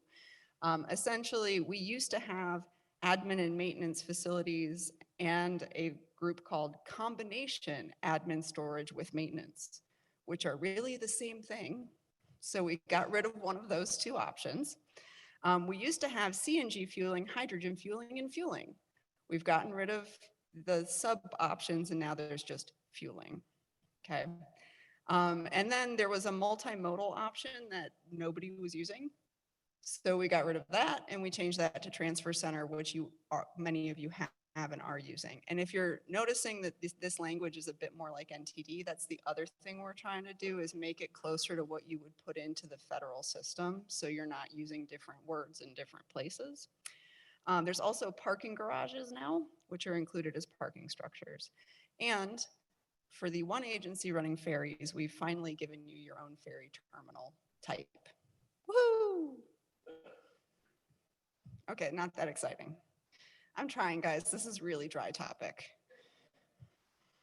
I mean, we could all do jumping jacks if you want to do that instead. There is one change to facilities that is new. This is not us. This is the FTA. They put in an option, and pay attention because this might apply to one of your agencies soon. They put in a new option for a very, what I would call, edge case of facility ownership. This is where you as an agency have capital responsibility for a facility, but you're not using it at all for your own purposes. But there's another agency using it, right? This doesn't seem likely, but it has happened once before, hence probably why they put it in here. And in that case, you have to report what that other agency's mode is. Okay, so I'll give you an example.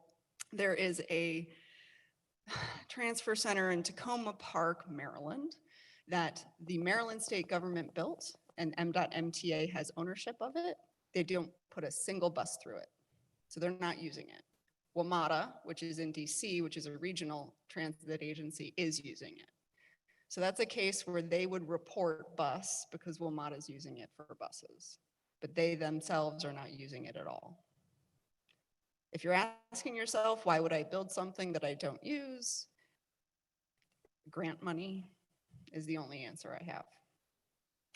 Any questions on that one? I know that's weird and it probably doesn't apply in 99.9% of cases. Nope, okay. Well, if you find yourself building somebody else a transfer center, this is what you do.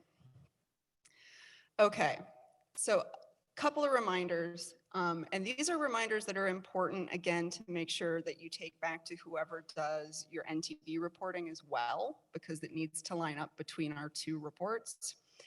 Useful life benchmark is a static number. It is the number of years from birth to death that an asset should be in service. So it's basically the timing by which you would replace that asset. This is a key piece of calculating our vehicle's performance.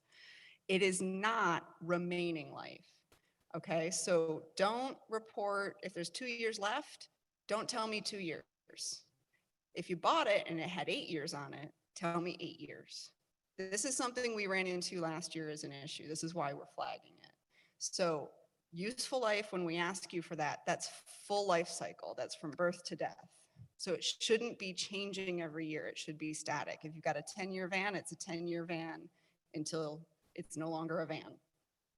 Okay, so we did run into an issue last year where some agencies were sort of consistently, we saw decreasing useful life benchmarks, and we think that's because they were misinterpreting the field as remaining life. Remaining life is a separate thing. Any questions on that one? Nope, okay. Now, one other thing important in this a TAM plan year. In the TAM plan, we have to constrain funding in the TAM plan to show what happens when you don't put enough money into transit. We ask of you one thing in this TAM plan year, which is to double check your local funding tab. In the survey, there's a funding tab. We're only asking you for local. The state and federal, because IDOT's your direct recipient, we get from IDOT. So don't tell us how much you're expecting from the feds or how much you're expecting from the state. We're just looking for local here. And by the way, we don't do anything with that number. Like, we're not telling you how to program your local money. That is entirely your business. It's just so that we can, again, aggregate it entirely for the state to show what the constraint is that you're dealing with. That's it. Okay. One other thing, we have another fun case that came up in the past couple years, which is employee parking lots that are not at the same address as the facility itself. I know, this is fun. Every year we get to tell you what strange things appear in the surveys. So this is a new case. It's called a detached employee parking lot. Now, normally, a parking lot at a facility is reported as part of that facility. It's part of the site that that facility is on. You do not report it separately. Please do not report it separately. However, we do have a couple of cases where there's a parking lot at a different address serving a facility. In that case, yes, you do have to report it separately, but don't report it to the federal government. They don't care. Okay, but IDOT does, because that is capital that you might have to replace someday. So we're collecting it for the state. But that's not what we call NTD reportable facility, but it is an IDOT reportable facility. Okay, I know this is just such exciting stuff. Okay, passenger parking lots, that's different. We do report passenger parking lots to NTD, so make sure if you have park and rides or parking structures, those are being reported separately, and those are being reported to NTD as well. I don't think we need to talk much about that. And then we did add fuel type last year so that you can tell us what fuel type your vehicles are using, in part because we are starting to get asked questions like, how much of the state of Illinois is transitioning to low and no emissions vehicles?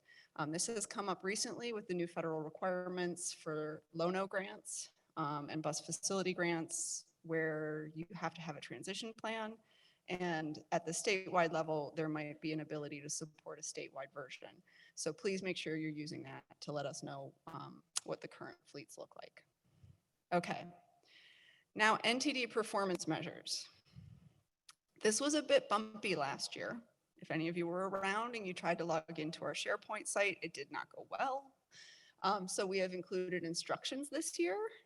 And our friend CJ, who is in our IT department, who I believe many of you had to speak to, is also still listed here as a contact. I should probably have told CJ that I did that. But this is important because this is the key piece that IDOT reports every year. So we aggregate performance targets for the 3 measures I mentioned before, which is revenue vehicles at or beyond useful life, non-revenue vehicles at or beyond useful life, and facilities below a 3. We calculate the baseline from the surveys that you send us. And then we adjust them based on what you tell us to adjust. Okay, so really important part of the survey this year is that the measure's been slightly tweaked, and it's the number of dedicated and active revenue vehicles. So something we ran across last year was the reports came into us, we did the math, and then the numbers didn't match up with what you thought they should be, which is totally fair. But it's because we're only looking at dedicated active fleet. If you've told us that a vehicle is not active, it doesn't go in the calculation. So keep that in mind, because when we send these back out and around, we'll remind everyone, but it's not your whole fleet. It's just dedicated active fleet, which tweaks the numbers a little bit. And nothing that you're sharing with a different mode should go in here, which I know is rare, but it does happen. Here's just an active, inactive definition. This is straight up from the feds, from NTD. So if you need to go over this with the people who report NTD, please do. Because again, we want to make sure that we're matching up and we're not going back and forth in 5 or 6 emails about what's an active vehicle. All right. Now, here was the part that didn't go well last year. We asked you all for 3 additional names of who we should send these reports to, because we recognize that not everyone knows everything about all the fleet and all the facilities. So we asked for 3 names of who should get the performance reports. These should be the people who know what your active inventory is and what your plans are for procurement and replacement next year. That may or may not be your maintenance folks, right? That might be your planning folks, it might be your capital folks. Whoever it is, the 3 names on this sheet, which is the grantee information sheet, those are the 3 people who are going to get the email from us. What we found last year was we sent the email to the 3 names, and then it got forwarded to more names. And then we had more people getting confused about SharePoint, which is totally fair because it didn't go well. But please make sure the 3 people you put in here are the 3 people who can answer, what are you going to replace next year and what are you going to renovate next year? And that's it. That's really the question we're asking. So review this year, please. So we're sending it to the right 3 people and we're not forwarding it to more people who then get confused about SharePoint. Make sure there's, again, the people in your agency who are familiar with your plans for the following year. It might also be helpful to make sure your NTD person is on this list, because that was another fun part of last year. So the input process is this. Surveys come in, we aggregate all the information in the surveys, we create 3 different tables, 1 for each measure, and then we send them back out to everybody through the SharePoint link. And then we ask you to directly edit the file on SharePoint. Now, for any of you who, again, have been around for more than a couple years, we used to just email everyone a spreadsheet. And then Mabel got 54 emails times 3 back in her inbox. That's why we put it on SharePoint, because you can directly edit these tables, all of you. If you have access, you can edit them. Please don't edit other agencies' information. That's a no-no. Please only edit your own information. And then we have it all in one place. So directly edit the sheets and then we'll confirm the numbers. And our goal is to confirm them by July 1st, because there's a federal rule about being done at the end of the fiscal year. We normally slip into the first week of July. Please don't tell that to the FTA. Shh. Okay, so these are probably the most important slides I have of the whole day. And I know in this version, you cannot read them. So go get the digital version. This is how you log into our SharePoint site. This was how we had poor CJ talking to, I think, half the state last year. So these are the directions we will send you. If your name is in that list of people who get this, You'll get a link from us. It will ask you to log in. It is your Microsoft account. If you have Microsoft on your work computer, it's literally the same way you log into your work computer. If you are one of the very, very, very, very small entities in the world not using Microsoft Office, we can create a one-time account for you to get in. But almost all of you, I would think, are using some form of Microsoft Office at work. So this is how you log in. These are step-by-step instructions. It will ask you for a verification with your mobile number. It's a one-time thing. We do not use your mobile number for anything. We don't keep it on file. It's a Microsoft thing. Please don't worry about it. You give it to us, it sends you a thing to verify we're done. If you have any issues, as I said earlier, I put Capers Johnson's email, that's CJ's email, on the slide. And that's the person to contact if you can't get into the SharePoint site to give us the information. Maybe I won't tell CJ I did that, and then in like June, when he gets 15 emails from the state of Illinois, he'll just be like, what happened? Nothing, CJ, I don't know why they're contacting you. All right, so once you get into the site, you'll see the 3 files. If you're the fleet person, go to the fleet files. If you're the facilities person, go to the facilities files. If you're all those people, go to all the files. When you get in there, what you're gonna see is it's gonna be organized by agency name. So just go to your agency. Again, please no reporting for other agencies. That is a no-no. And look at the data that's there. And this is legitimately, all we're doing is summarizing what you gave us in the surveys. There's no intervention on our part. We just take what you told us in the surveys and we put it in a table. So if something looks wrong in the base data, go back to your survey and see what you told us. We had a lot of this last year. Like, oh, we don't have a minivan. Well, you told us you had a minivan. It's in the survey. So if you're seeing errors here, before you contact us and tell us it's wrong, please go look at your survey to see what was sent. Because we're legitimately not doing anything other than smushing it into a smaller table. So that's your first stop if something's wrong. If you still don't see how your survey got translated into these numbers, then Mabel and then eventually me will get involved. All we're looking for here is 2 things. You report your fleet to us like in May, right? And we understand that normally vehicles can show up in May and June, which means that our numbers might be slightly off from end of fiscal year. So the first thing we're asking you is, did you get any new vehicles in June that we need to know about? I know normal days that would apply, supply chain being so slow. This might be the first year you don't have to tell us you got a vehicle in June. Sorry about that, that's not funny. It's just a sad fact. The other thing we're asking you for then is your plans for the following year. So if you think you're gonna get 3 vehicles in the door to replace 3 of your old ones, that's the only other thing we need you to tell us. So did you get anything in June? Are you gonna get anything in the next fiscal year? Now, as I just said with supply chain, we understand there's significant delays. And judging if you're gonna get vehicles next year is hard. Make your best judgment, is all I can tell you. It's supposed to be, the rule is written, the FTA rule is written to be realistic, and that's the only real guidance they give. So make your best guess. Okay, update on FTA rules. Gosh, I really get all the fun topics.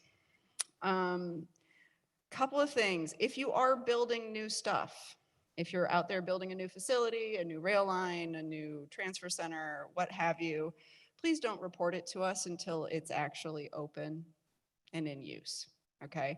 So make sure your dates make sense. Don't tell us, we have a facility, it opened in 2023.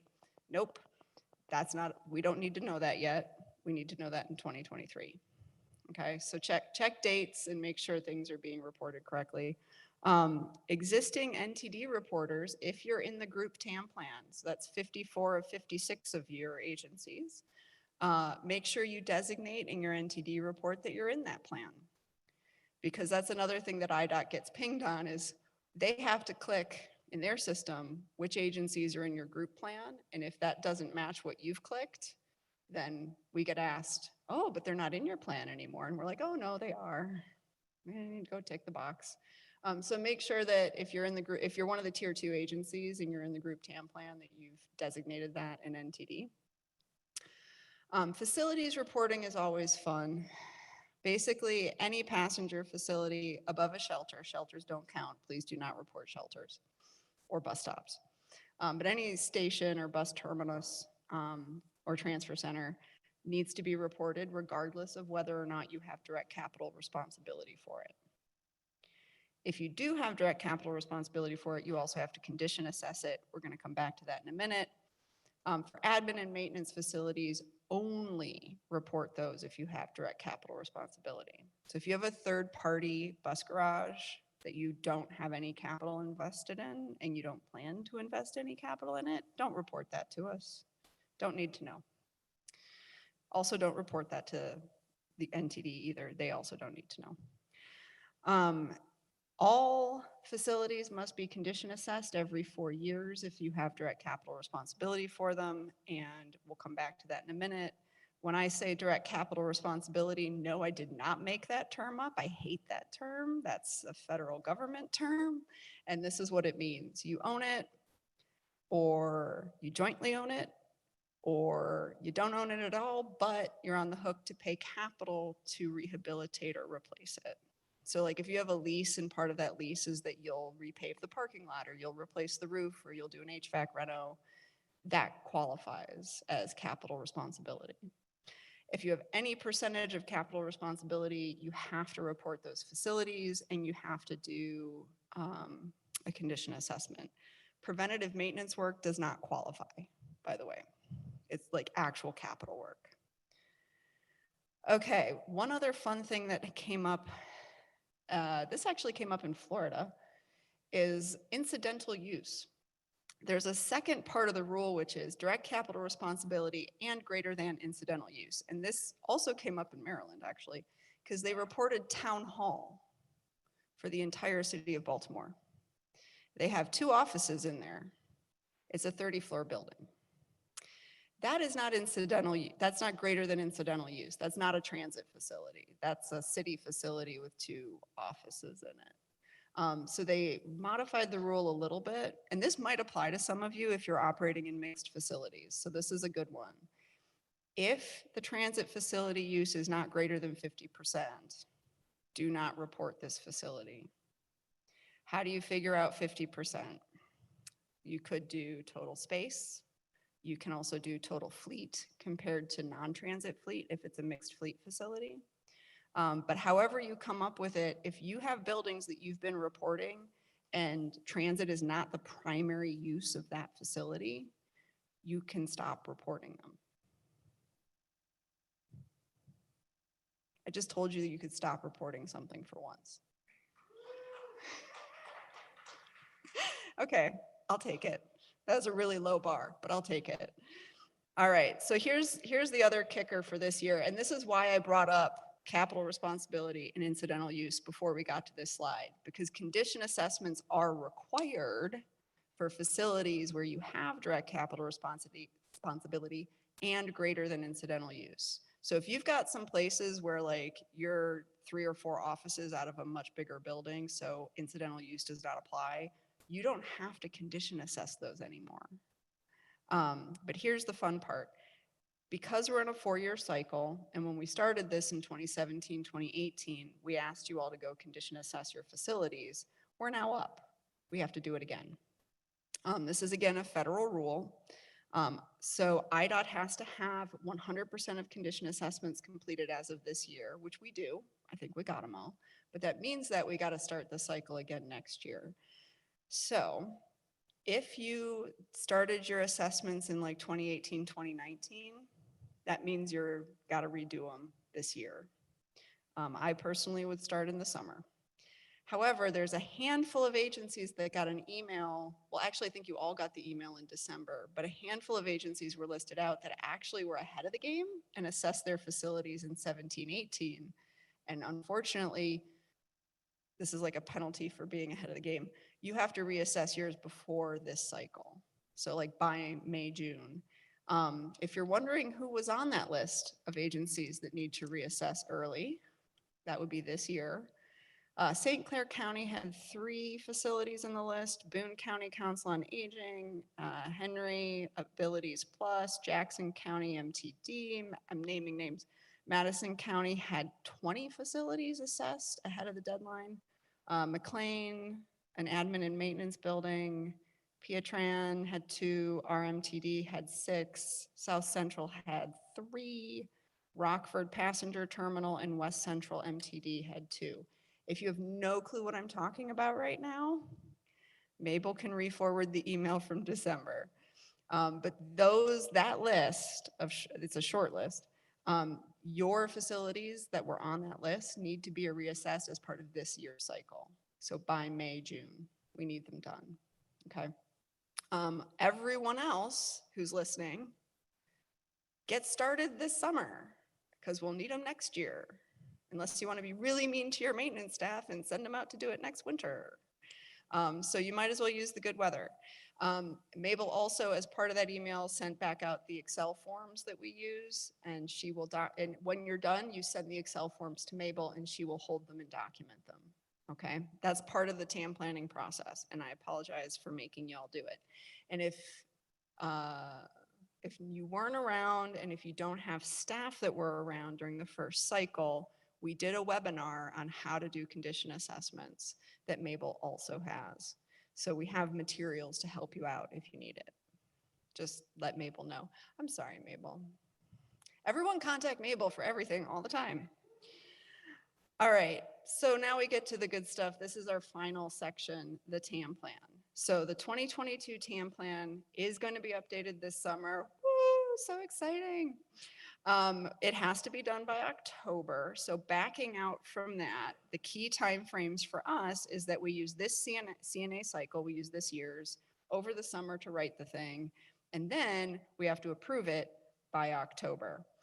So our plan is, well, I'll get to the plan in a second. Just in case you're wondering if you're in the group plan or not, and you might want to reassess because I know some of you were on the border with the vehicle sizes. Tier 2 agencies can opt into the group plan. IDOT, again, is responsible for it. If you have less than 101 vehicles in maximum service across all non-rail fixed route modes, you qualify, or if you're a 5311 only recipient. So those are the tier 2s, or a tribal organization. Tier 1s are over the 101 vehicle mark or rail. And I believe we've been consistently sort of keeping an eye on it. I think there's still only 2 in this group that are tier 1s. For a tier 2 plan, we only have to do the first 4 elements under the FTA rule, which is an inventory of assets, which is why we use the CNA, condition assessment, which is why I just asked you for them, decision support tool, which is the CNA model that we run every year, and investment prioritization, which is also part of the model. So, as I said, in terms of timing, August is when we will be completing a draft. Why do you need to know that? Because we send it out to this group to review and give us feedback, and we take your feedback and we edit the plan. We then need to have your accountable executives approve it in September. What is an accountable executive? Basically, someone in charge of money and HR at your organization. I don't know how many of you were around 4 years ago, but basically we have a list of all 54 names of executives in a table of when they emailed Mabel with approval. And that's our documentation that we got approval from everybody. So we'll be doing that again. Again, if you're not personally the accountable executive for your organization, please make sure that they're aware they're going to get an email from us in September with this thing. We will do a webinar for them too to walk them through it so everyone's familiar with what it is, what it does, how it's compliant, all that stuff. And then once we have approval from everyone, we finalize it, we PDF it, we send it back out to everybody. Please hold on to it. Please store it somewhere super obvious within your agency. We have been getting a lot of requests for the 2018 version as audits are rolling through. Please make sure it's just held at your agency so you don't have to come to us during audit season for it. It's your document as much as it is IDOT's document, okay? And I think that's it for me. Woo, 3 minutes to spare. There is, in addition to the checklist, there's also a cheat sheet that's included in the pink stuff. The cheat sheet is for you all if you need to explain this back at your organization. Okay, if people are like, why are you coming to talk to me about this? Or what is a TAM plan? Or why are we doing this? Here's some really like quick hits, like why are we doing it and how we did it last time and why we're redoing it and etc. And I think that's it, other than who to contact. So Mabel's your RTAC contact for this. Please go to her first, by the way. And then there's me, and then Brock at ITD, IDOT is responsible for the NTD and the TAM plan reporting. Okay, any questions? I know that was a lot of information. Yes.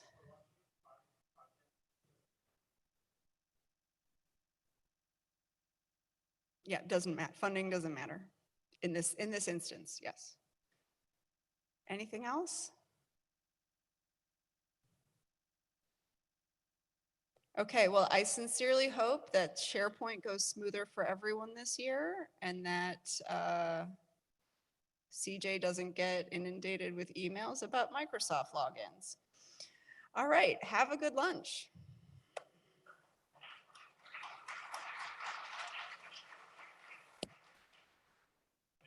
Emily. So if you haven't been here before, there's a whole bunch of fast food restaurants and other restaurants up and down Dirksen.